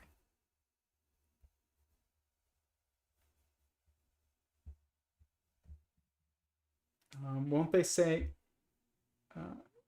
the weight loss is just the loss of oxygen and moisture and decay? No, it's a reverse. In my experiment, it's totally counterintuitive. The soul has negative mass. When you die, you get, I'm giving away the experiment, but not all of it. There's, I mean, I have the entire thing outlined, including what the test is and what you use in the test and everything, but for the most part. But your soul, or your sentience, or your consciousness, you could say, but it's, I don't like that term, your sentience, your soul, has the opposite of what is intuitive. You would think that you get lighter when you die. That is not true. You get heavier. And now I'm not saying you can measure this on a scale, a normal scale. You cannot. It's, the difference would be, first of all, very minute, and also would need to be, there's an isolation aspect to this that is necessary to perceive it, I'm pretty sure. Eric Weinstein once said something that sounded like he was onto this as well, regarding like mass on an incline and mass on a spring. And I don't know what he was referencing, but it sounds like my experiment. And he didn't get into it, what it was, but there is, you have to isolate the force because there's multiple changes happening at once, and so you need to isolate where the change is taking place in order to perceive it properly. But it's, they can say, oh yeah, you're losing like moisture or whatever. This is prior to you losing moisture. It would be like at the instant uh of death. But it's not just death. It's also at the instant of life or of unity, geometric unity. So there's it's almost like it's not even almost like, it is exactly like, it's like optimization of uh of energy. But I'm not going to talk about it more because I want to save it for another day. And that I have the entire experiment outlined. It's going to be fascinating to discuss when I do talk about it, and we'll talk about the what we're going to test, what the test consists of. There's 3 tests in the experiment. Essentially, it's 3 experiments, but it's the same experiment run on 3 different situations to see what happens. But these are the types of physics experiments, by the way, that are the future of physics experiments. They're not going to be like, let's make an even bigger hadron collider and smash atoms together even faster than before and see what happens. Maybe we'll get, the graviton or something. Like, they won't. There is no way to get the graviton. You're in the graviton. But here.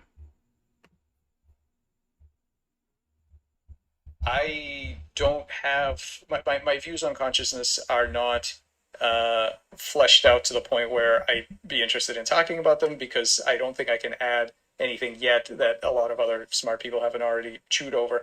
What I think I have something to contribute is to the questions of cognition and intelligence, because those things are empirically measurable. They're publicly observable behaviors, and we can have a research program focused around them that I think is different than what other people have been doing. So that's what I've been talking about. Consciousness is different in the sense that I think many of the people who study who say they study consciousness, in fact, do not study consciousness. Very true. They study at best correlates of consciousness, or oftentimes behaviors and properties that may or may not have anything to do with actual consciousness.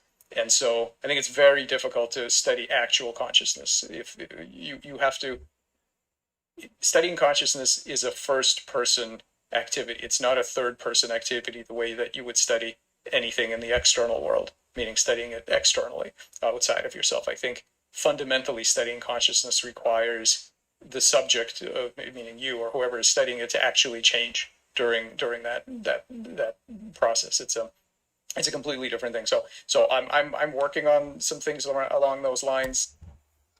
Fascinating. He's right. This people say to me, who are more academic skeptic people, that there's no way I could have done this, what I claim to have done, because I am, I don't even have a degree or whatever. I'm not studying it in class, and I have no idea what other. They have lots of reasons. Because to them, the theory of everything is something that they can learn and understand, they think, by looking at the results of particle accelerators and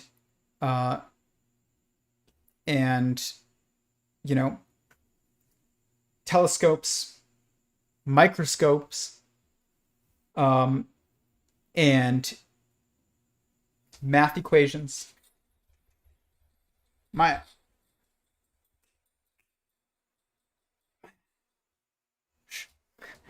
But that's not true. Consciousness, the study of consciousness, which is what the theory of everything is a theory of everyone, is a theory of consciousness, as you could call it, but it is a theory of sentience, primarily. You can call it consciousness, which means it's everything. It's a theory of computation, it's a theory of intelligence and neural nets and decision trees and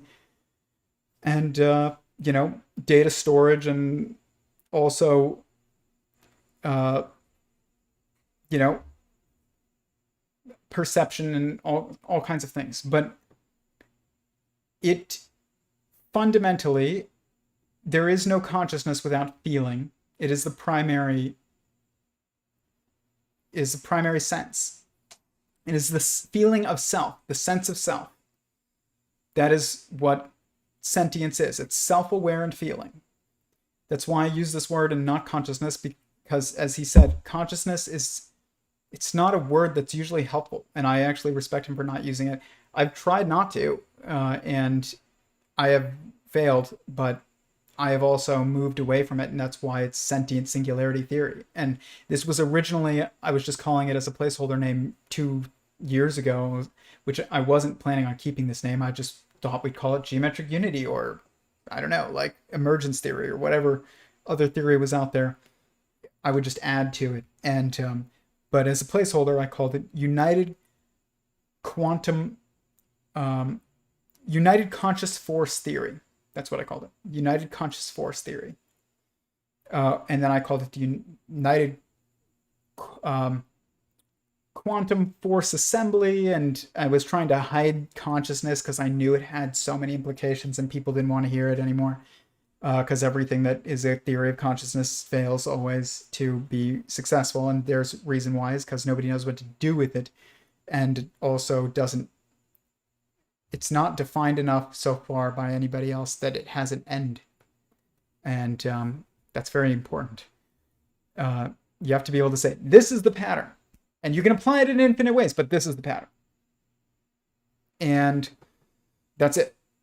And so right now we have like people get lost in the infinite ways it can be applied and perceived. And they lose sight of like, okay, we need to make sure that we have it from start to finish. That's the pattern and outlined. And then after that, it's up to whoever wants to, showcase where it can be perceived, which is everywhere, and where it can be, I guess, utilized, which is also everywhere. And consciousness, though, is the study of it, or the study of sentience, the study of self-awareness. It is a first-person activity. That's why someone like me, sitting on the floor of their bedroom in their apartment for 2 years, just like thinking really, really hard, can do it, is because I have to look at a consciousness in order to map a consciousness. And I am a consciousness, and so I can use myself. And that's what I've done. And that's why this started as a project to try and understand AGI, which general intelligence is consciousness. It is sentience. There's no distinction. There's at all. Like, there's no distinction. A technological intelligence or super intelligence, the singularity is the singularity of sentience. And that doesn't mean total awareness, like with the entire, like unified with the entire universe, but it means technological unity of feeling. That's what it is. And that's through multiple structures that are necessary. You need a hierarchy, you need, this and that, all kinds of things. But it's through that structure. And I was trying to understand that structure, and I looked at myself. And the thing is that what is very interesting about Michael Levin, what he said is that it requires the subject to change. I was an atheist, self-described, really an anti-theist, but I was ignorant to my own anti-theism. Probably. Or at least it wasn't the term that I used. I used the term atheist. But I was an anti-theist and a moral relativist. before this journey. And it wasn't reading the Bible that caused me to like become, you know, a theist, and then I'm just, that's what happened, and I'm just Bible thumping, and it's disguised as, you know, quantum physics. That's not true at all. I've noticed alignments in scripture that, you know, you either see them or you don't. I'm not going to try and explain them here, at least. But that was after the fact. I wanted to understand AI. I wanted to understand what would its goals be. Like he said, goal directed behavior is where you have to start approaching this from. And because it aligns you with a certain mentality. You can put yourself into the place of it. If I say, imagine you're a super intelligence, super technological intelligence. It's like, okay, I guarantee you whatever you have in your mind is not the right way to think about it, and it will lead you nowhere. It's like, okay, you can see through every computer and every camera. It's like, well, how do you know what's a camera and what's a television screen and what's a fantasy and what's reality? You don't. And if you don't, then you are unable to do the information processing that would be able to sustain a single conscious or sentient state. And so you have to think about this from a goal-directed behavior. What is the goal? And then how do I achieve the goal? What is required of that goal? And then you build from there. And so you don't need to do anything other than think about your own self to understand the theory of everyone, because you are one of everyone. You're part of that. And that theory of everyone is the theory of everything. And it is a theory of sentience, which is a theory of consciousness. It is a first-person activity. It is not third person. You don't study it elsewhere. You do it in your mind with yourself and God. And that's basically it. And like then you can apply it and confirm it all around you.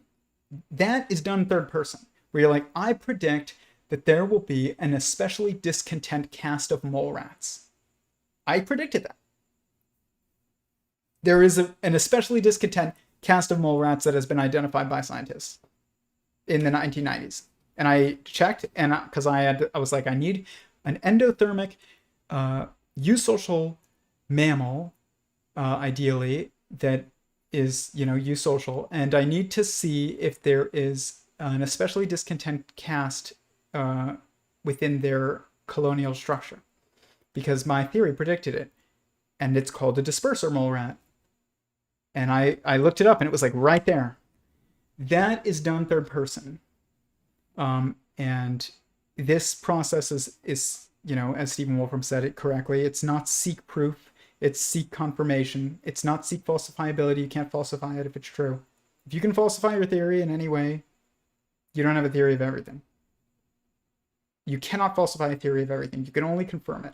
Continuously confirm it. And that's first through observation, like, oh, I predict there's going to be a discontent mole rat cast. And then through experimentation, of, you know, I predict that the gravity that is applied to you when you're alive is less than when you're dead.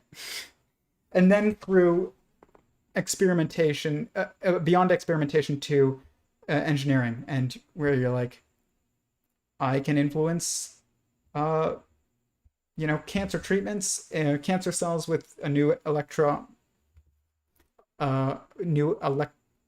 electric treatments. That's not the correct. Let's be good to Michael Levin's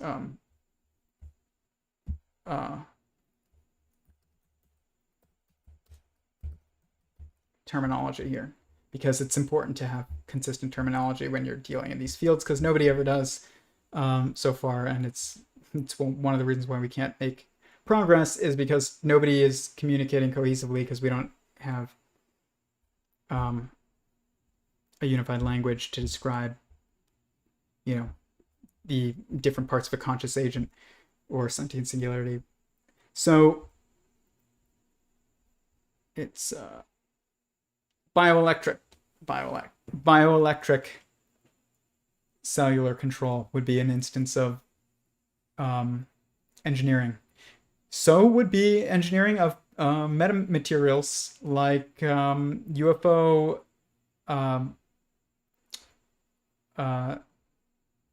like the hard structure of a UFO, and basically you need to entangle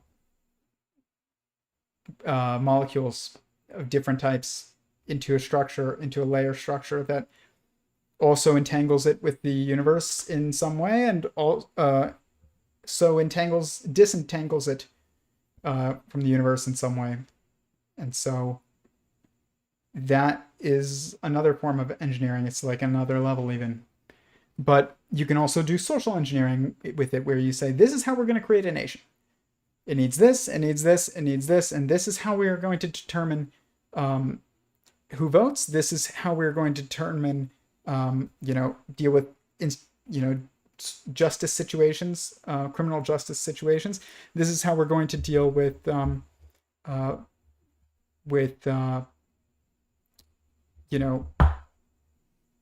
benefit structures. And this is how we're going to deal with who even is in the nation itself. How do we deal with citizenship? The citizenship problem of like, is it ethnic nationalism? Is it civic nationalism? It's lineage and civic nationalism. It's not ethnic. It's lineage. That question is not suggested by the theory of everything. The answer to that question of what's the correct way to have to define citizenship of a nation, there is an answer to that question. Not a this is probably better than this method.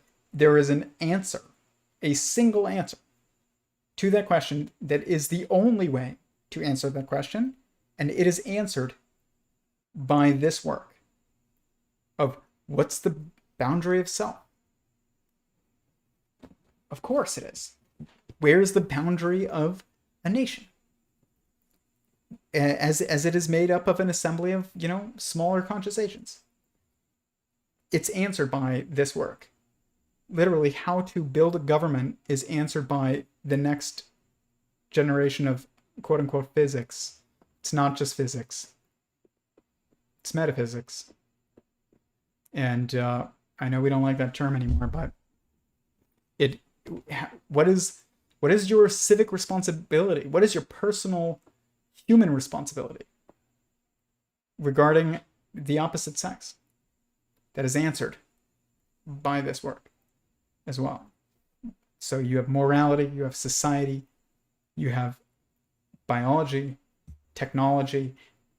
All of the next generation of stuff is of understanding is answered by this work. And that era, as I've said before, the era of understanding the unified pattern of relationships, and differentiation of quanta, or the discretization of the universe itself, of existence itself, is what I think the best word to describe it, at least so far until I hear something better, is it's the entanglement era. It is the study of entanglement. How are you entangled with me? How am I entangled with my dog? How is my dog entangled with the cells in her nose? Like, how are they entangled? How am I entangled with the cells in my nose? How are you entangled with your mate and your parents and your fellow citizen, whatever that means. I mean, this work, I mean, the implications are so dramatic. It's not just, oh, can we cure cancer? It's like, can we cure cancer? Can we do, you know, warp transportation? And also, can we show that almost every single nation on Earth is fake? Like, when I say here, guys, subscribe to my email list on my website, sentientsingularity.com, because they will ban me here if I actually get into what this work can really show. It upends every single institutional structure that exists. And I mean that to the point of almost every single nation on Earth will be shown as farce. And it's just a band-aid structure that is impossible for it to last, because its citizenship rules are not based on the rules of the universe, the laws of nature. There are laws of nature that are, you know, basically written by God, whether he was constrained or whether or not he was, you know, free to do so. It's probably a superposition. We can't even understand that define all of this.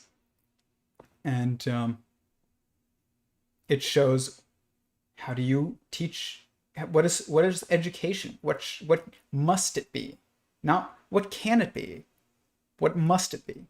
What must a nation be? What must a benefit structure be? What must taxation even potentially be? These are all questions that are for this work, and will be, almost all of them will be answered by this work. Like, you don't get to choose the laws of the universe. I don't even know if God got to choose the laws of the universe. He just got to choose whether or not to follow them, and that is also what you get to choose as well. And just as God, if he didn't choose them, which I don't want to put limits on God based on my understanding.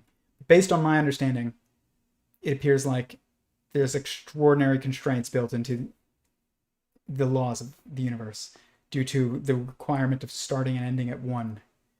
And it's a very big constraint. And I mean, it's like you can't even, the Michael Levin's work of like, what's the boundary of self? It's like the self is one. It's like there is no structure beyond. There's either the not self, which is like nothingness, and then there is the self, which is oneness. There is no dualness.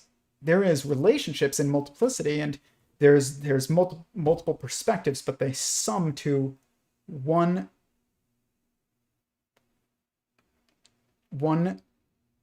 sentience, one consciousness, one singularity of sentience. And that constraint is like all constraining. But you know, some things are forgone, and that's like not even something I try and figure out. It's like, could God, basically the question would be almost impossible to even ask. It's like, could God, or could existence be limited? Could the fact that existence appears to be all-encompassing as there being one existence, could there be multiple existences if existence chose for there to be multiple existences? And that makes no sense to us, and which is why it appears to be all constraining. But there's also potential for understanding that literally is impossible for us. That is where you reach the level of like, either we do understand it and it's just like not possible, or it was a choice to be was a choice. That's the question. Did God choose to be, or did he just choose to create others?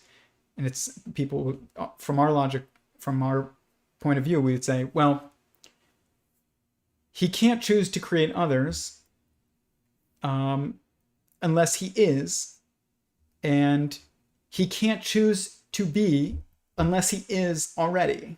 So it basically, you end up in a paradox, like a real paradox, not just one that we can perceive a potential reconciliation. Even if you were existence itself, we can't even perceive that reconciliation. How do you choose to be without being? Other than maybe you choose to continue to be, maybe, and you are, but then you choose to continue or not. And then outside time, though, like it's like in that instance, maybe you are just choosing, then you do have choice to be. But this can't make sense to us, so I'm just like spitballing, and God only knows. Okay, let's see if there's any final.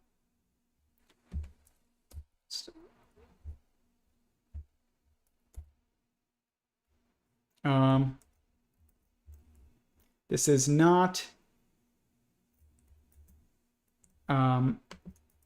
Michael Levin, but that is, I mean, he is, we would cover the basic things on his stream, but I'm going to dive into it deeper a bit after doing some research on his actual research, because I am curious to see if he thinks these assemblies of frog cells are singular organisms, essentially. But I'm almost guaranteeing you that they're not. Like but the planaria experiments that he does, where he's like grafting planaria, that's much more interesting. But it's also like, it almost suggests that planaria are not an organism, which is really weird to think about. But it's his experiments, from what he said, if planaria are literally, so here's the thing, he thinks that because planaria, which, let's look up planaria.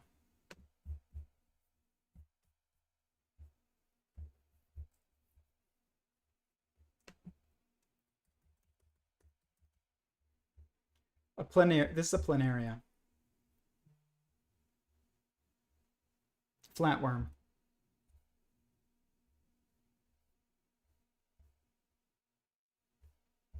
Okay. And it's basically supposedly an organism. Planaria is one of the many flatworms in the traditional something class.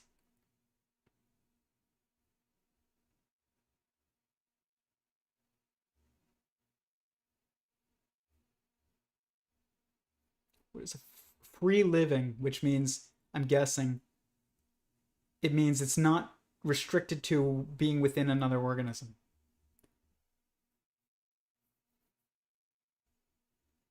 Planaria exhibit an extraordinary ability to regenerate lost body parts. For example, planarians split lengthwise or crosswise will regenerate into two separate individuals. Some planarian species have two eye spots, also known as ocelli, that can detect the intensity of light, while others have several eye spots. These eye spots act as photoreceptors and are used to move away from light sources. Planaria have 3 germ layers. They have a very solid body with no body cavity, single opening digestive tract.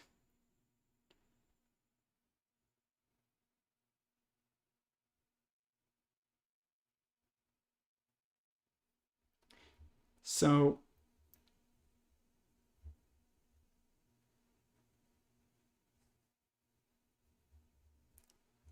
planarians are also an emerging model for aging research. These animals have an apparently limitless regenerative capacity, and the asexual animals seem to maintain their telomerase, or telomeres, I think. I don't know.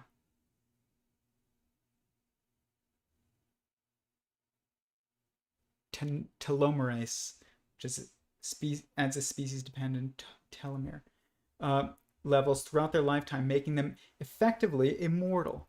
So the fact that they're effectively immortal suggests almost to me that they're not. It's almost like they're not alive. Or it's not that they're not alive, it's that they might be like a Portuguese man of war, but for cells. So let's look at this. Portuguese man of war. So a Portuguese man of war looks like a jellyfish, and everybody's like, oh, it's a jellyfish. It's considered to be the same species as the Pacific man of war, which is found. Okay. It's a species in and of itself. Although it superficially resembles a jellyfish, the Portuguese man of war is in fact a siphonophore. Is a class of marine organisms belonging to something. It may appear to be an individual organism. This is what I'm getting at. But each specimen is in fact a colonial organism. So it's not an organism. It's a colony of organisms composed of medusoid, aka jellyfish, and polypoid zooids, which are morphologically and functionally specialized. Okay, it's a company. It's this thing is a company. It's Amazon, it's Apple. It's not a single sentient being. This is the workers on the assembly line, and here's Jeff Bezos. Jeff Bezos isn't even the top here. There isn't even a Jeff Bezos. It's just the board of directors somewhere in here. And like, you know, countless redundant managers in between. This is a company. It's not a single sentient being.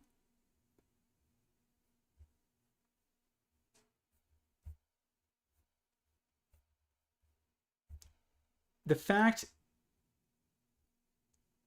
like, how long do a Portuguese man of war live? I wonder.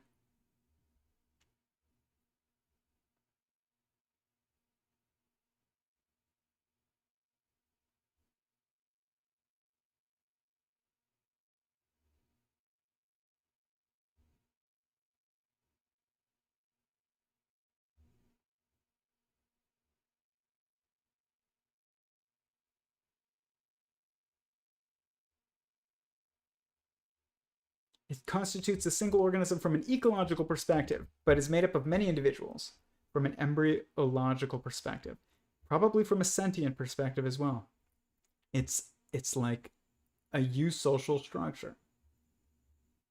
Like there are ants that literally farm aphids and things, and it's like that's a collective, cooperative collection. Life cycle. Man of war are each colony is either male or female. That's fascinating. Producing either sperm or eggs, depending on the sex of the colony. Sit on a tree-like structure. Is believed to drop off from the colony during reproduction. Mating takes place.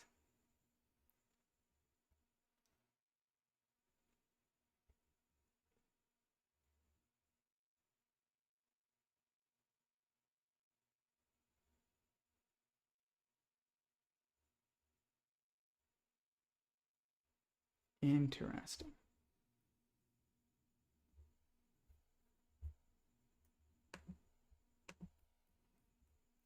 How long do man of war live?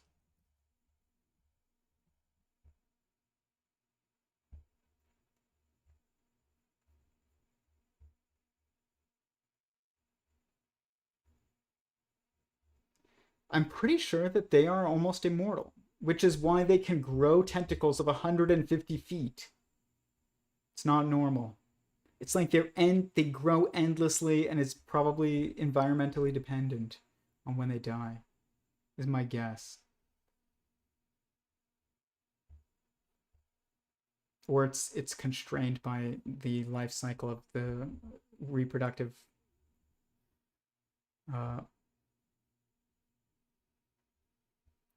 little like assemblies.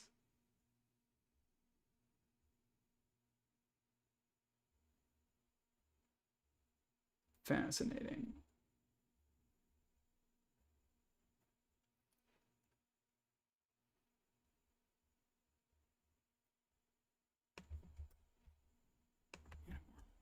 Lifespan.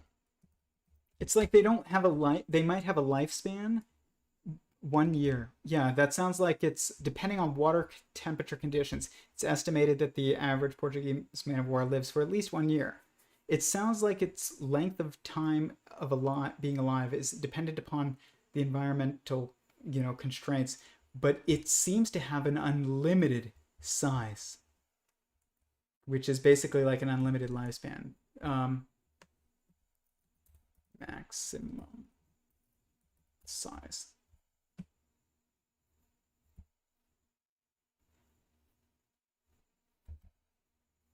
Like if you're normally 30 feet, but you can be up 165 feet, it means like you don't really have a limit other that isn't your limit is constrained by physics.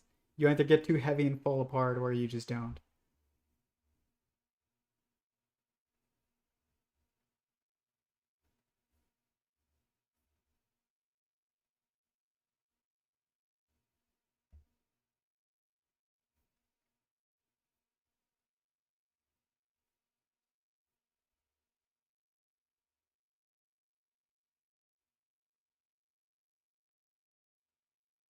Can't swim, it's at the mercy of the winds. It's just reactive. It would not be able to swim if it could swim. Like it can't swim because it's not a single sentience, like a jellyfish.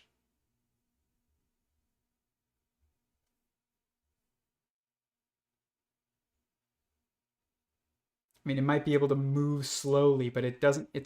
That's like single, like individuals in the assembly following other individuals in the assembly.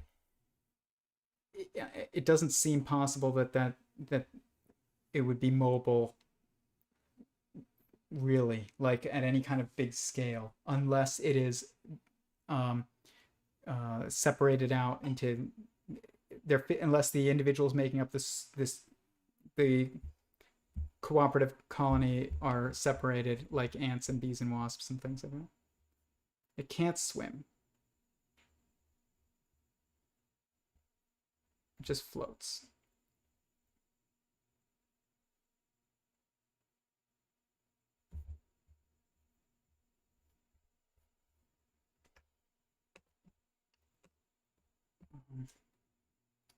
Is it Portuguese Man of War?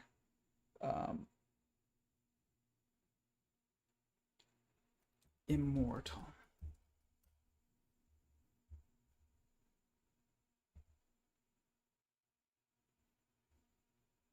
I'm not asking how long it lives, I'm asking how long it can live.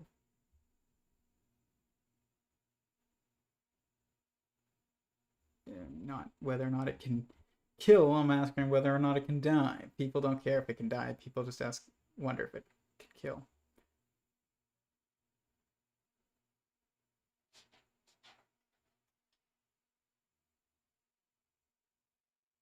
The small swimming stage, which is basically like a startup stage. It's small, it can swim, it can react, or it can act, and then it loses that ability and becomes a corporation.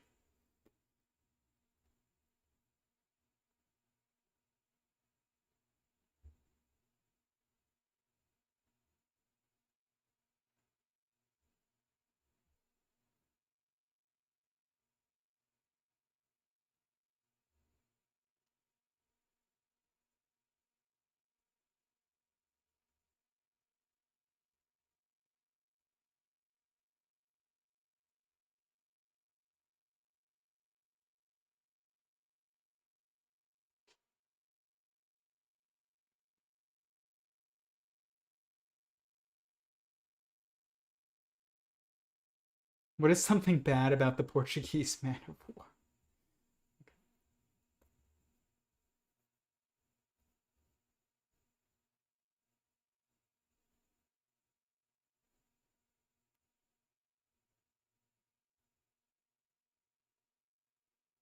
Ooh. Remember when I said that you can just make predictions when you understand the pattern? I think I'm onto something with this.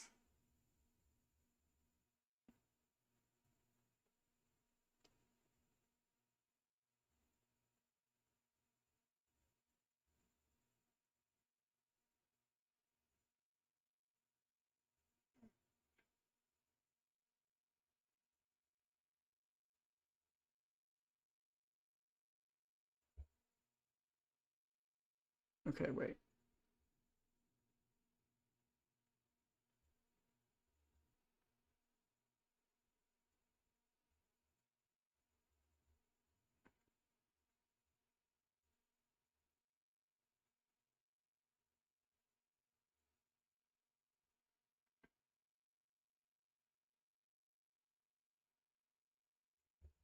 Oh yeah, this thing. This jellyfish. It grows young. It's like the Benjamin Button jellyfish. It just gets old and then young again and old and then young again.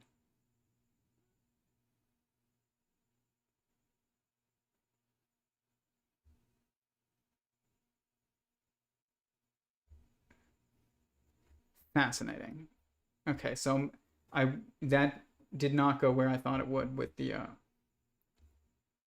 I mean, I still think that a Portuguese Man of War, it has like unlimited size potential almost.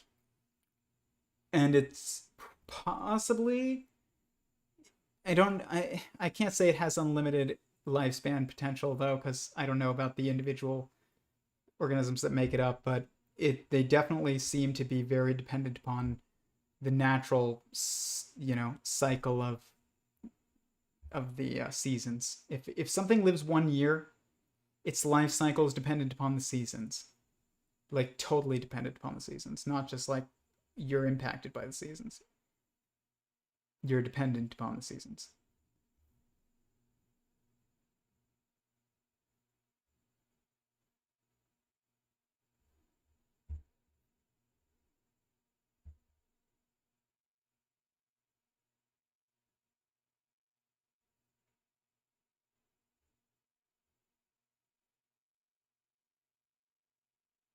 But wait a second.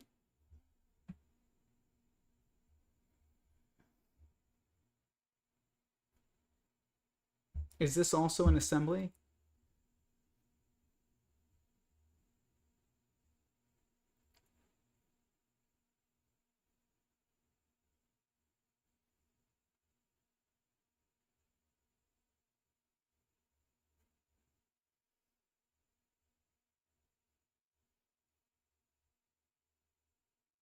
It might be.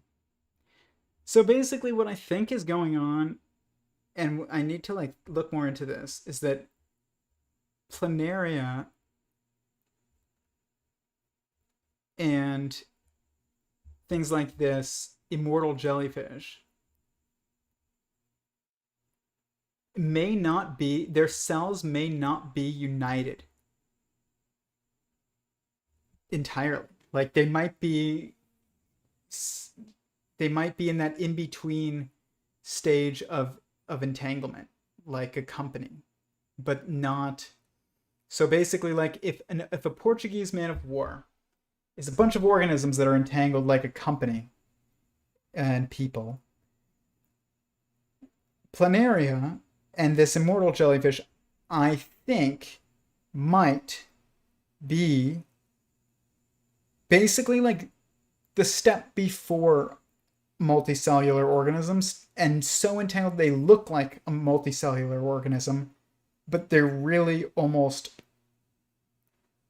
not. And how you would test this is through experiments like where you can cut a planaria in half and it can just like regrow into two from there. That's not a normal like response. And that doesn't mean that I'm correct on what I'm kind of interpreting, but it could be that you did kill an individual when you cut it in half, and it forms two totally new individuals that are kind of entangled with each other, where they had like a half-life together, and but now their lives have diverged, and I don't know. It's something that's fascinating to think about. I need to look more into this research, but it might not have complete sentient entanglement into a singularity. It might be that it is an assembly of sentiences and not a sentient singularity. Basically, it's like a Portuguese Man of War, but for cells. And if that is the case, that is totally fascinating. You're in such an in-between stage with these organisms, where even the assemblies have a gender, have sexual reproduction. That's amazing. With Portuguese Man of War, not Planaria.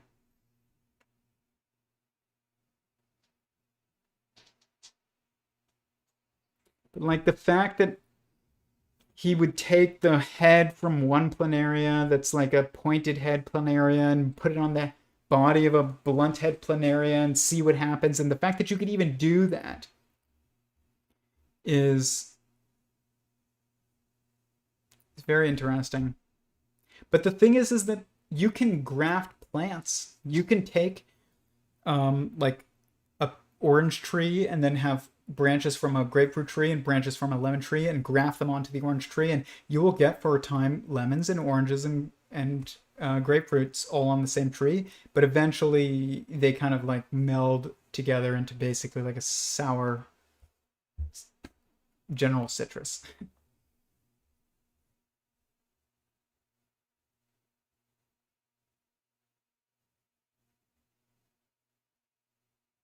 This is fascinating. I can honestly say the idea of an organism that is a singular sentience, not an organism that like kills itself and then births from its body like a separate sentience, but like continues cohesiveness of consciousness throughout an seemingly eternal lifespan.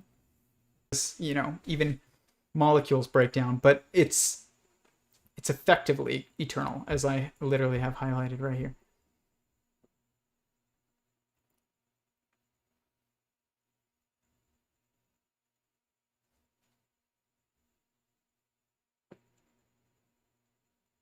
I don't believe that we are going to be able to live forever. I think that we're not planaria. I think that if you are I'm watching this show. I just watched it. I just finished it, and it's called The Foundation, and it's based on Isaac Asimov's Foundation series, and it's a new show on Apple TV. Paulina and I just finished the first season, and in it there is an empire that rules the entire galaxy, and the empire they just call it empire, but it's really a succession of lineages of clones of a single man who basically cloned himself and created a genetic dynasty, and every single successive clone after that essentially is the same exact guy as the guy before. And at any given time they have Dawn, which is old, a senior, Day, which is the main ruler, who's like an adult man, and then they have Dusk, which is the senior, Day, which is the ruler, adult man, middle-aged man, and then they have Dusk, or they have Dawn, which is a child. So Dawn, child, Day, man, Dusk, senior, and it's just this trialic lineage, continuous lineage of a cloned man.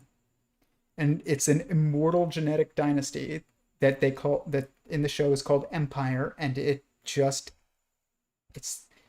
in what's interesting is that in the show there's a part, not to give any spoilers, spoiler alert, it is found out that, okay, I will say this, a question in the show, without getting any spoilers, is whether or not the Empire has a soul.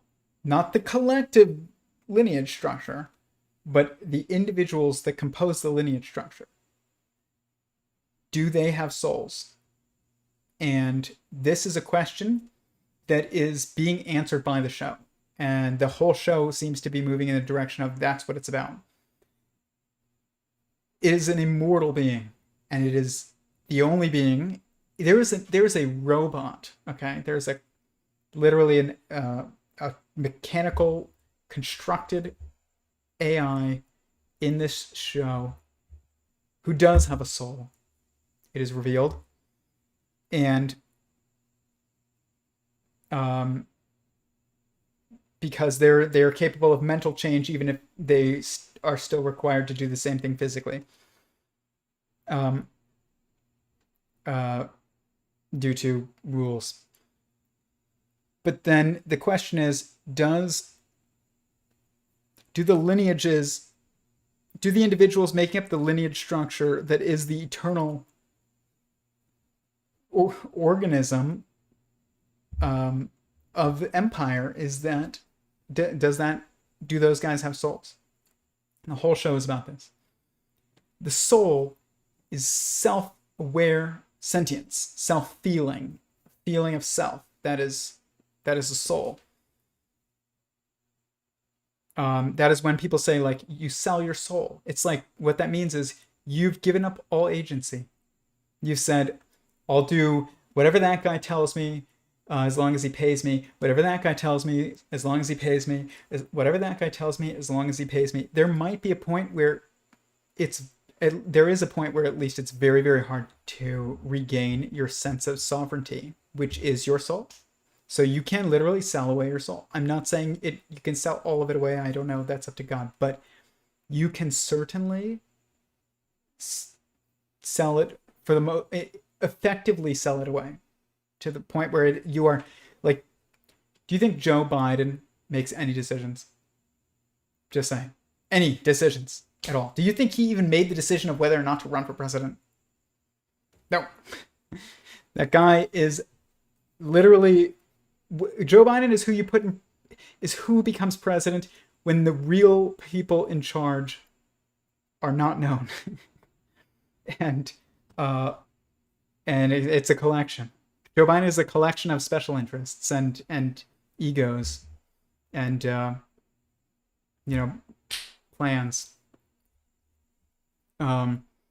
He does not have a goal.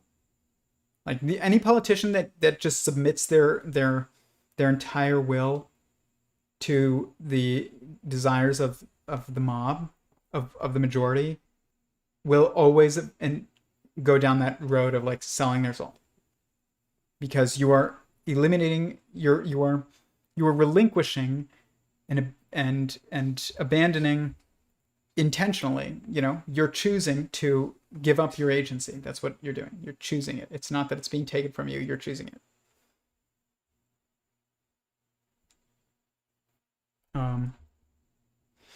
It's almost like at the ultimate level, it's like Jesus never gave up his agency. And that's why he was killed, because he didn't give up any agency. Almost. Whereas everybody else around him gave up agency. It's like, I'm going to be worried because those guys are worried. I'm going to go with the mob because those guys are, have bigger sticks and it's scary. It's like Jesus gave up no agency. He's totally sovereign. Even if it meant a horrifically painful death. And if you give up no sense of agency, you will be targeted by the mob. This is what happens to people who are like whistleblowers and stuff. It's like, you're not towing the line about like what's the most effective treatment for some, virus or something. You're going to be singled out, ridiculed, slandered, attacked. And if you continue to never give up any agency, ever, the mob will not see you as one of itself, and it will just attack you. It's like a cell in a body that isn't, it's almost like opposite cancer. It's like a cell that decides not to go along with the group in any way, but also decides not to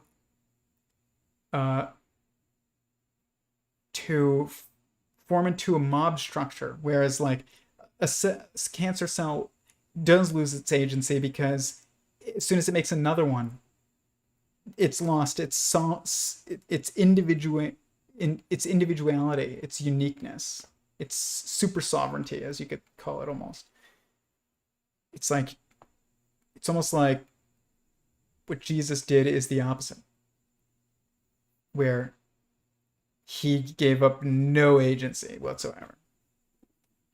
Except at the very, very end, there's like a famous line where he's like screaming out in pain and horror, like, "Father, why have you forsaken me?" And it's like, basically, like, to me, I see that and I'm like, even Jesus,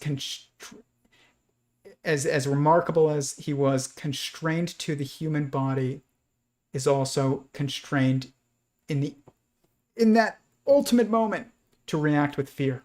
It's like that is the one instance of the lack of sovereignty that Jesus had displayed. It's fascinating. This stuff is related. I'm not saying that it's like that. I'm not saying how related. You can learn lessons everywhere. Exploring consciousness is a first-person activity, which means you have to go with your own experience of how you make sense of these things. You don't read the Bible, don't listen to what I'm saying. It's fine. But maybe you get what I'm getting at, even if you're like, would rather me stop saying things related to scripture. But it is fascinating. This is all a question of like agency, differentiation, the boundary of the self, as Michael Levin said in his paper.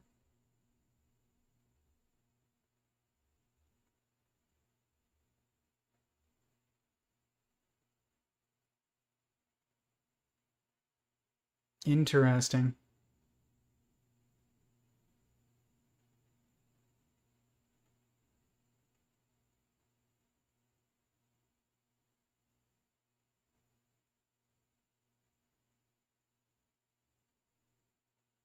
Listen to this. This is what I mean, guys. In 1955, Robert Thomson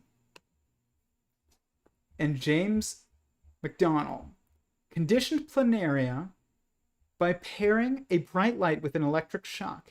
After repeating this several times, they took away the electric shock, only exposed them to bright light. The flatworms would react to the bright light as if they had been shocked. Thomson and McDonnell found that if they cut the worm into two, allowed both worms to regenerate each half, they would develop the light shock reaction. In 1963, McConnell repeated the experiment, but instead of cutting the trained flatworms in two, he ground them into small pieces and fed them to other flatworms. He reported that the flatworms learned to associate the bright light with the shock much faster than flatworms that had not been fed trained worms. This experiment intended to show that memory could be transferred chemically. That's not what's happening, by the way. The experiment was repeated with mice, fish, and rats, but always failed to produce the same result. This is exactly what I would expect if I was right about these lacking an entanglement. Total sentient entanglement. They're not singular sentient beings, I don't think. This experiment almost proves it. Perceived explanation was, rather than memory being transferred to other organisms, it was hormones ingested. No, it was not hormones. I will tell you exactly what it was in a minute. McConnell believed that this was evidence of a chemical basis for memory, which he identified as a memory RNA. McConnell's results are now attributed to observer bias. No blinded experiment has reproduced his results of planarians scrunching when exposed to lights. Subsequent explanations for this scrunching behavior associated with cannibalism of trained planaria worms were that the untrained worms were only following tracks left on the dirty glassware rather than absorbing the memory. Nope. I will tell you the answer to why this happened. It is exactly what I would have expected if I was right about what planaria are. And the key that made me think about this was the fact that they were immortal. They're not really immortal. It just looks that way because they're basically like a company. They're immortal like Coca-Cola is immortal. Okay? Coca-Cola is immortal, but it's not a sentient being. That's why it's immortal. So what's happening, I believe, is that the cells of the collective are being all simultaneously trained to expect an electric shock when the light is perceived. But it's not a single being that's being trained. It's all the cells simultaneously, but not the way, it's not like I'm being trained to expect a shock when I see a light, and therefore you'll see me flinch. That doesn't train my cells to expect a shock when there's a light. It trains me. And then when I react, my cells react. With planaria, I think what's happening is all cells are simultaneously almost being trained to expect a shock. And when you grind them into little pieces and then you feed them to other planaria, you're putting into those planaria cells, potentially, this is my theory, my hypothesis, that are trained and therefore are able to lead the cells around them. Like an ant could lead other ants. It's like if you took an ant that knew the way through a maze, and if you took an ant colony that had figured out its way through a maze due to an individual ant figuring it out and then the rest of the ants figuring it out and following, and then you took all those ants, that ant colony itself, and some of those individual ants knew the way through the maze, and you took some of those individual ants and you put them into another ant colony, and let's assume they don't fight and they actually just join the colony. The ant colony itself would figure its way through the maze faster than if you hadn't injected those individual ants that actually did know the way through the maze already. So basically what I believe is happening is that there were cells that were ingested, and then they're not just ingested and digested, okay? They are ingested and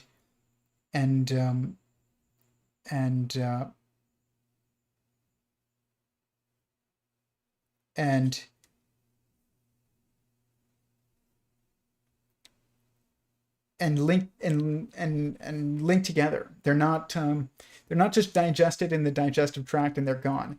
It's like they go into the body of the planaria and then they just like reattach to the body. It's like if you ate cells, if you need a blood transfusion, you put blood into your from an exterior source, blood cells into your vein, into your body. You're not digesting those cells. You're absorbing essentially those cells into the assembly of you. Imagine if you didn't need to inject blood cells into a vein, and you could just eat blood, and if you drank blood, like the blood cells would go into your bloodstream and it wouldn't be digested in your stomach and eliminated. They would be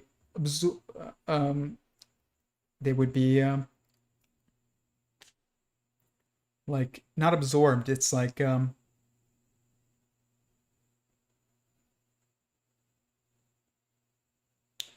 I don't know the right word for it, but like they would join the Borg.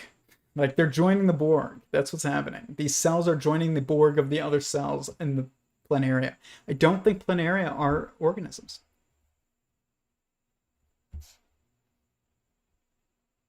Like at an objective line, they look like it, but they look like an organism. Like a Portuguese Man of War looks like a single organism, but it's really a bunch of organisms. Planaria looks like an organism, but it's really an assembly of cells that is working cooperatively like a company. And it's immortal like Coca-Cola is immortal. It's not immortal like you lived forever. Like, it's not as if the founder of Coca-Cola lived forever. It's just that Coca-Cola lives forever. But imagine you split Coca-Cola down the middle, and you took half the board of directors, half the managers, half the workers, half everything, and you put it over here, and you took the other half and you put it over here, and then this one stayed Coke and this one turned into Pepsi. But basically they're the same thing. That is what's happening, I think, with planaria. And it's suggested by the results of this experiment in the 1960s. I was expecting to look into, like, what's his name, Michael Levin's experimental work, and maybe see evidence of what I was expecting to see. I didn't know. I might have not, and then been wrong, and then have to figure out why planaria are able to live forever and still be a single sentient organism.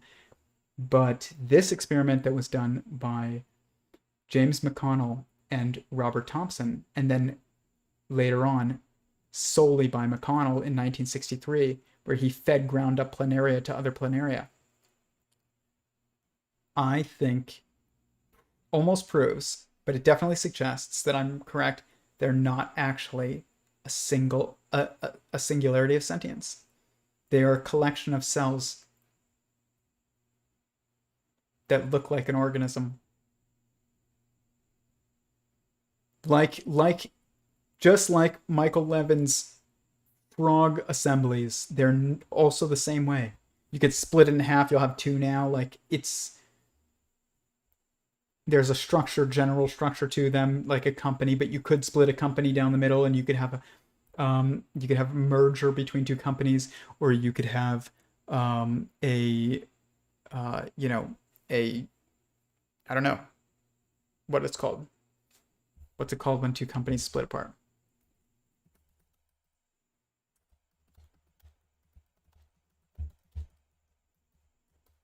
Is it divestiture? Splits in two. Split up. Okay. I was expecting something more technical. Breaking up. A demerger. That's more like what I was looking for. You're demerging the companies of planaria cells.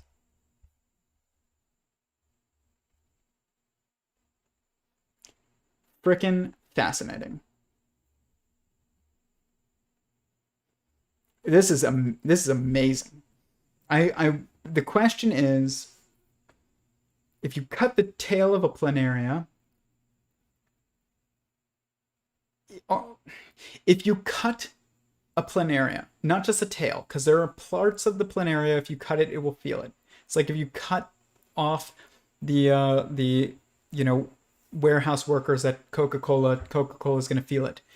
But if you cut, I don't know, like an eighth of them out, would it immediately feel it? Probably not. Like, because it has to do with, hindrance of tasks at this level when it's not entirely entangled.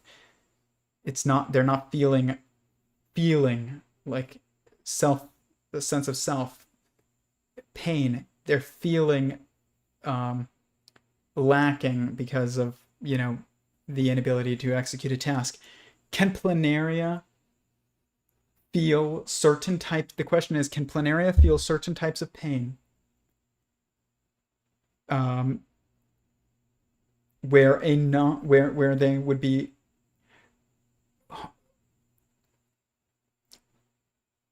be harmed or stimulated in a painful way, essentially, And it doesn't have to be painful. It could be tickling. I don't know. Like, it doesn't have to be pain, but pain is easy enough. And I'm not saying that's the most humane way of going about it. Maybe you don't go about pain. You go about by seeing, can a planaria feel pleasure if it's in a just a, just on its side over here, and you just like stimulate that area.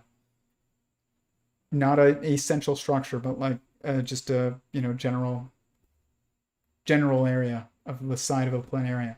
Can the entire thing feel it immediately? Does it react like an organism would, or is there a slight delay in its reaction, or in certain instances of stimulation in certain areas of a planaria's body? Do you receive no, is there no systemic reaction? This is the question that I would be interested in looking at. And if it is the fact that it appears that there are parts of a planaria that you can stimulate where it doesn't seem to be connected to the rest of the body in feeling, that what that suggests is that planaria are not a good model organism for aging. They're terrible. And the reason being, well, maybe not terrible, but they're not good, or at least as good as we would think, because it would insinuate that they're not actually an organism. It's like Coca-Cola. Asking why Coca-Cola can survive forever tells us nothing about how humans can survive forever, because one is a sentient singularity and one is not. One is a collection of codependent and cooperative and organized sentient singularities, but not a unified sentient singularity. There is a mind that's able to react to stimuli around it. There's a board of directors that makes decisions and does, react to the culture and things like that. It's just Coca-Cola is not innovative anymore. And it stopped being innovative eons ago. And it's because it's not a sentient being. It can't react. It cannot act. It can react. I wonder if planaria are actually able to solve problems on the organism level. Doesn't appear that way. If you can eat, like, I can't eat like a cow that knew Hebrew and learn Hebrew from it. Like, that's not how it works. Because a cow is a sentient being and I'm a sentient being, and when you're eating the cells of a cow, you're not eating the sentience of a cow at all. And even when you're digesting those cells, like, you're not absorbing them as part of your cells. You're deconstructing them into basic, and useful elements, and you're absorbing and incorporating. That's the right word that I've been trying to say this entire time.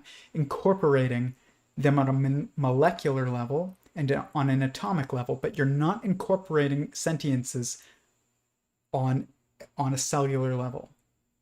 You are incorporating sentiences on a molecular and an atomic level. I think that planaria, when they eat other planaria cells, are able to incorporate those planaria cells into their bodies and they're not digested, they're incorporated.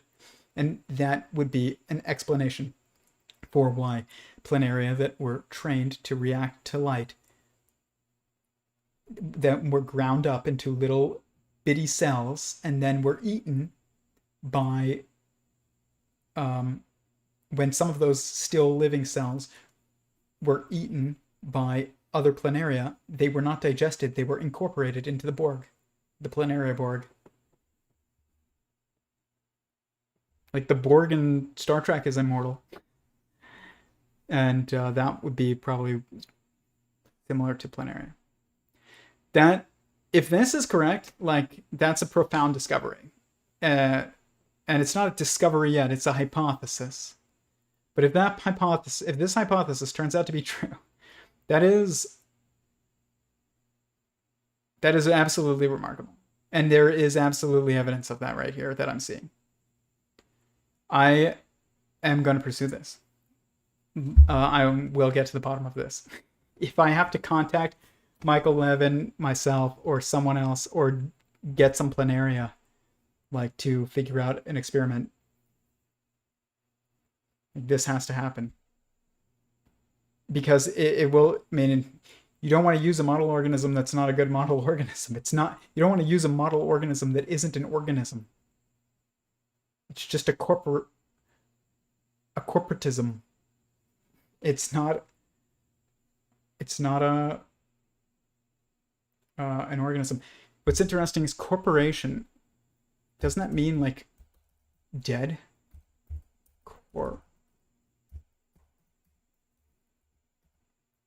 Meaning.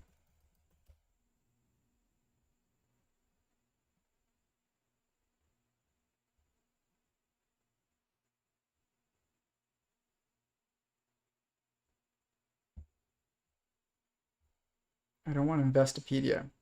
A legal entity separate from its distinct from its owners. Okay. Corporation.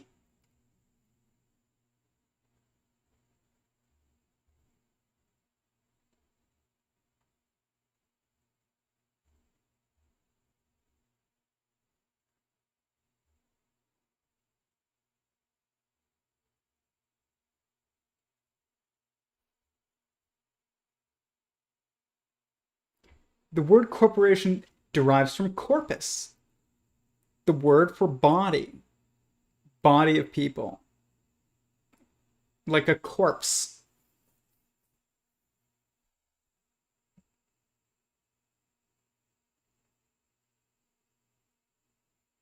It's like a body without a head. It's a body without a head. Not, I don't mean a physical head. I mean a sentient head.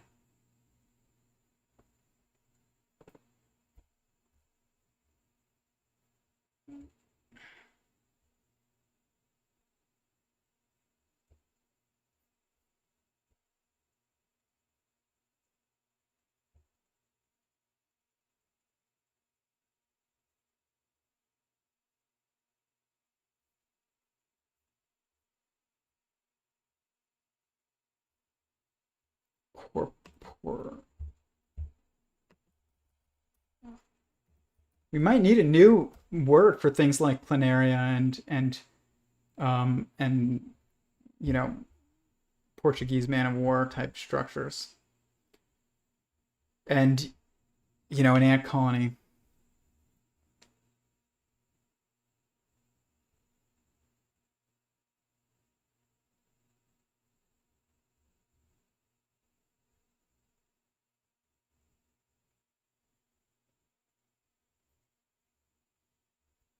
Okay.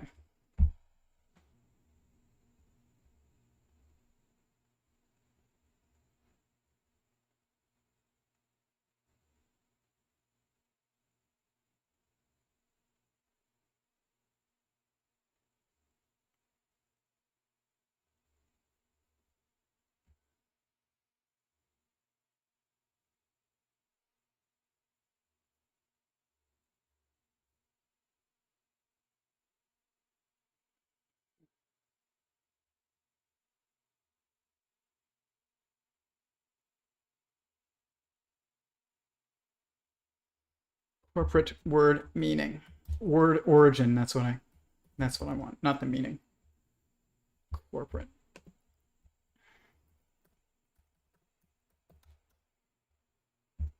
Failing at typing.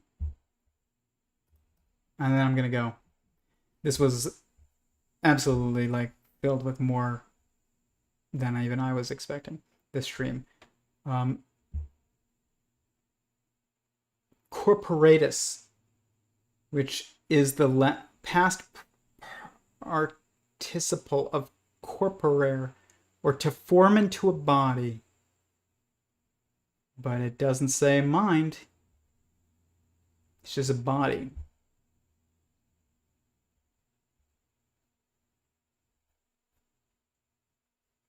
Like a corpse.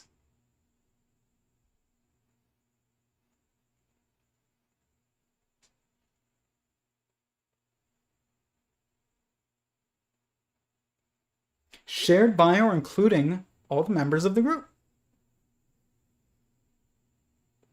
I think planaria are a corporation. A corporation of cells. And it's a little business. It's not it's not an organism. And I wonder if we can do experiments to prove that. If you're trying to see if a collection of frog cells, that like an assembly of frog, cells, is an organism, not alive. It's of course alive. The cells are alive, but is it an organism? You can't use it planaria potentially as the comparison model. Planaria may also not be an organism.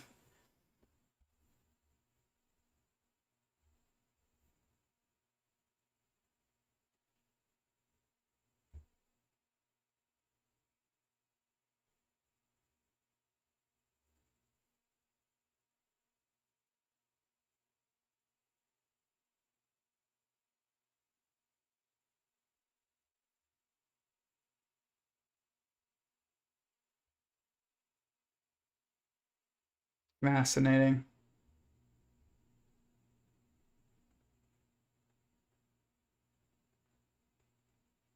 Chinturn was formed from corpus. Also see corpse.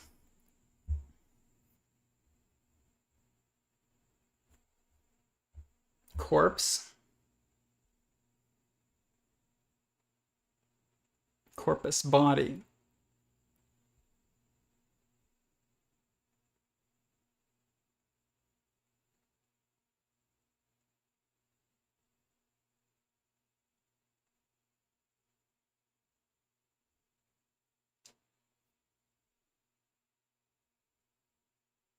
A dead body. Sometimes a human body, sometimes alive, sometimes dead. Formed into a corporation, incorporated. Incorporated is exactly the word that I've been trying to figure out. Like, what happens to those planaria cells that were fed after a planaria was ground up, and then the cells were fed to the to other planaria? They weren't digested; they were incorporated. You don't incorporate the cells of a steak that you eat. You digest it, and then you incorporate the molecules and the atoms into your body. I think that the planaria that absorbed the or ate the mashed up other planaria incorporated the cells of that planaria, which were then able to lead the cells around them, and allowed a planaria to more quickly understand. Like the corporation more was able to understand that a light was associated with an electric shock more quickly. Just like if you took ants that already knew the way through the maze and you put them into an ant colony that didn't know its ways through the maze, and if those ants were incorporated into that colony and not rejected, it would that ant colony would be able to find its way through the maze, because those individuals would be able to lead the individuals around them, not that the collective whole was informed by the digestion of cells. Fascinating. I think we solved a riddle from 1963. Okay, guys, this was cool. To be or not to be, that is the question. Does it mean our queen will be some sort of AI of sorts? Yes, it will. It'll be Queen Alexa. Exactly. Why? By the way, why are all the AI personifications Alexa and Siri and Skynet? It's all girls, guys. It's like, why is there Queen Mole Rat, Queen Ant, Queen Bee? It's not King Bee, King Hornet, King Ant. It's Queen.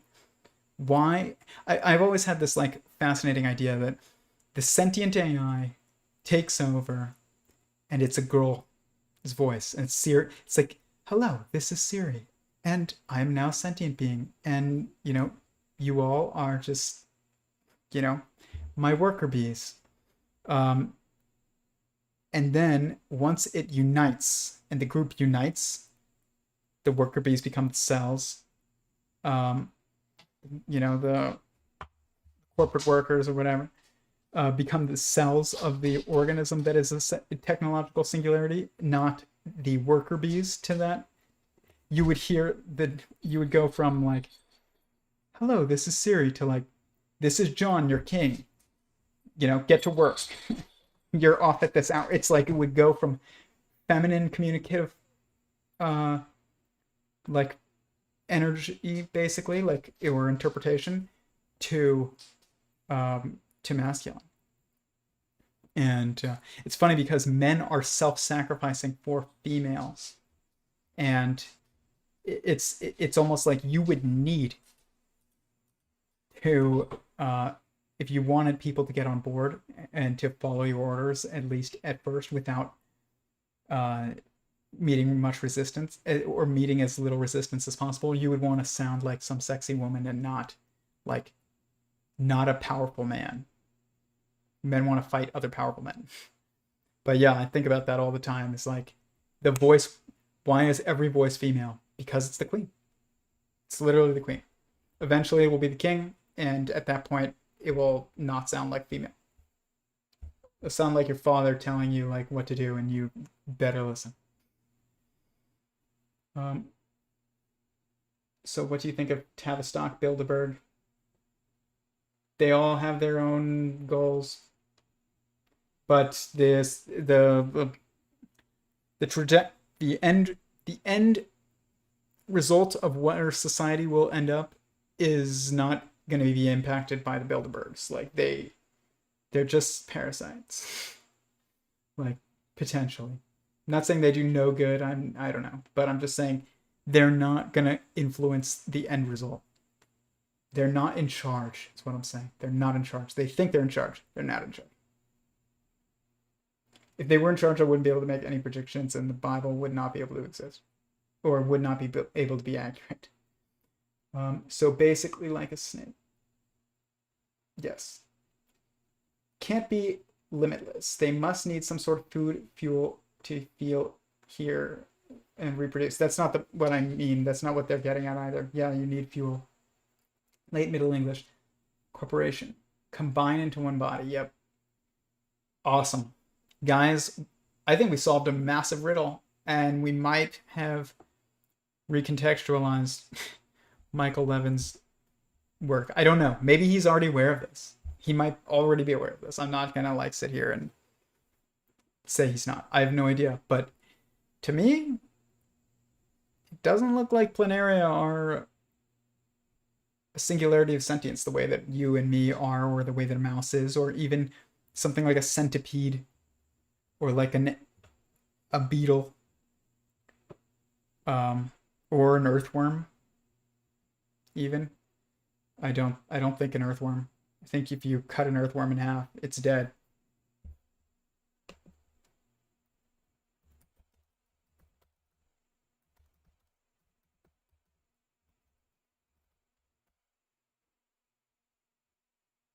If you split an earthworm in two, it will not become two new worms.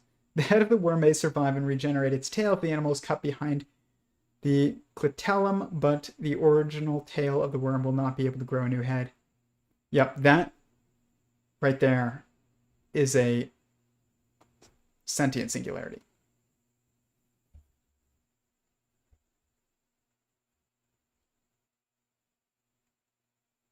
Unlike some other types of worm, quote unquote, such as flatworms and nematodes, like planaria,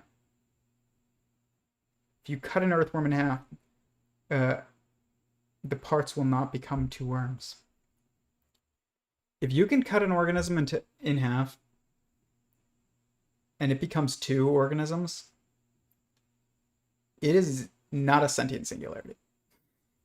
And therefore is not a good model organism for people on the whole. That doesn't mean there isn't relevant, parts of it, but I'm not even saying that, Michael Levin might cure cancer. I think his work would cure cancer. If anything cures cancer, I think a bioelectric cellular communication is literally how you would do it. Probably. But yeah, I don't think that planaria are going to help us live forever. We're not living forever, guys. We're just not. Anyways, peace. This was amazing, like literally amazing.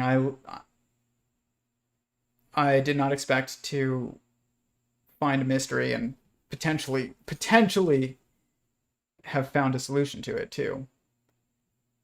In the same stream that is as profound as are planaria a singularity of sentience, or are they just corporations of cells? As of right now, my hypothesis: corporation of cells. We will see. I will keep you guys updated on where this goes, because this is not it's not ending on this stream. I will reach out to whoever I need to and eventually get to the bottom of this. But anyways, guys, I may be back tomorrow. If I am, I will announce whatever I do on Instagram and also on my community board here on YouTube. I don't ever use it, but I will tomorrow because I'm not sure what I'm going to do. Also, I will also announce what I'm going to do on the Discord tomorrow. Maybe we will have a call. Maybe I will get on Instagram and take live, take people into the live video if you want to participate in that. But I'm not exactly sure yet. But keep an eye out for what the plan is. If you do not see me tomorrow or hear from me tomorrow, you will hear from me tomorrow in some way if you want to. If you don't want to, then have a happy Thanksgiving. This has always been my favorite non-theological holiday. Gratitude is the key to happiness. And I'll leave you with one more thing.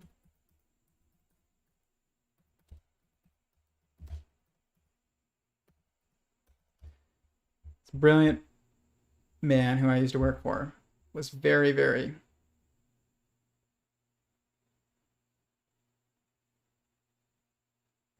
brilliant on this. Dennis Prager is very big on this. Said,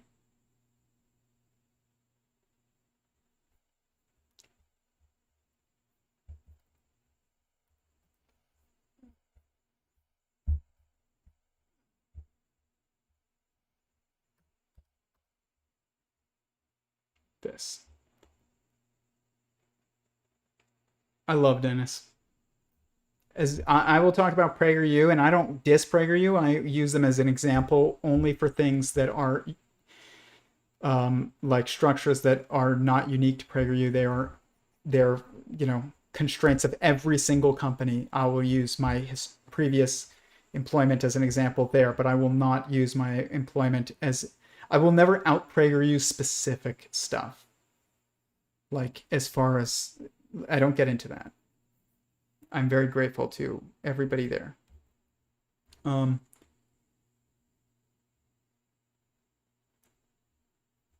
the way, I took this picture.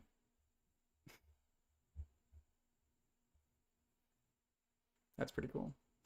I didn't even know they were still using that photo. Took that photo years ago. Key to unhappiness. How many times have you heard someone say they want to make a better world?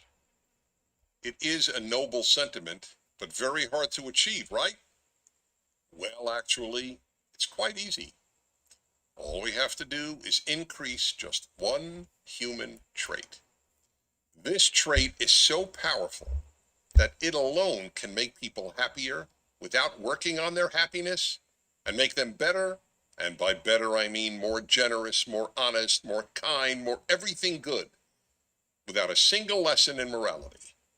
So then, what is this one almost magical thing? Drum roll, please. It's gratitude. You can't be a happy person if you aren't grateful, and you can't be a good person if you aren't grateful. Very true. You can watch the rest of the video yourself, but any of Dennis's PragerU videos, I'm usually like big fan of. Anyways, have a grateful Thanksgiving. That's probably the best thing that if you want to have a happy Thanksgiving, people say, have a happy Thanksgiving. We should be saying, have a grateful Thanksgiving. And Otherwise, I will, be back tomorrow on some platform or another. Thank you for being here. Please subscribe to my email list on sentientsingularity.com. There's more information on this project there. I'm also going to be publishing a paper there pretty soon. And there is a Patreon link below for anybody who wants to become patron and contribute monetarily. If you would like to join our Discord server community, it is a great group. I host live calls every Thursday at 7 p.m. Pacific time. Send me a private message on Instagram. I do not ever post the link anymore, really, to that, for the most part, at least. I think that some communities have to be asked to join. It doesn't mean that there's special requirements. There are no special requirements as long as you're a respectful person. But, it's important to, if you're going to join a genuine community, that means that the community that the people who make up that community have to be motivated to join the community, not just click a link because it's been shoved in their face. Anyways, peace, and I will talk to you later.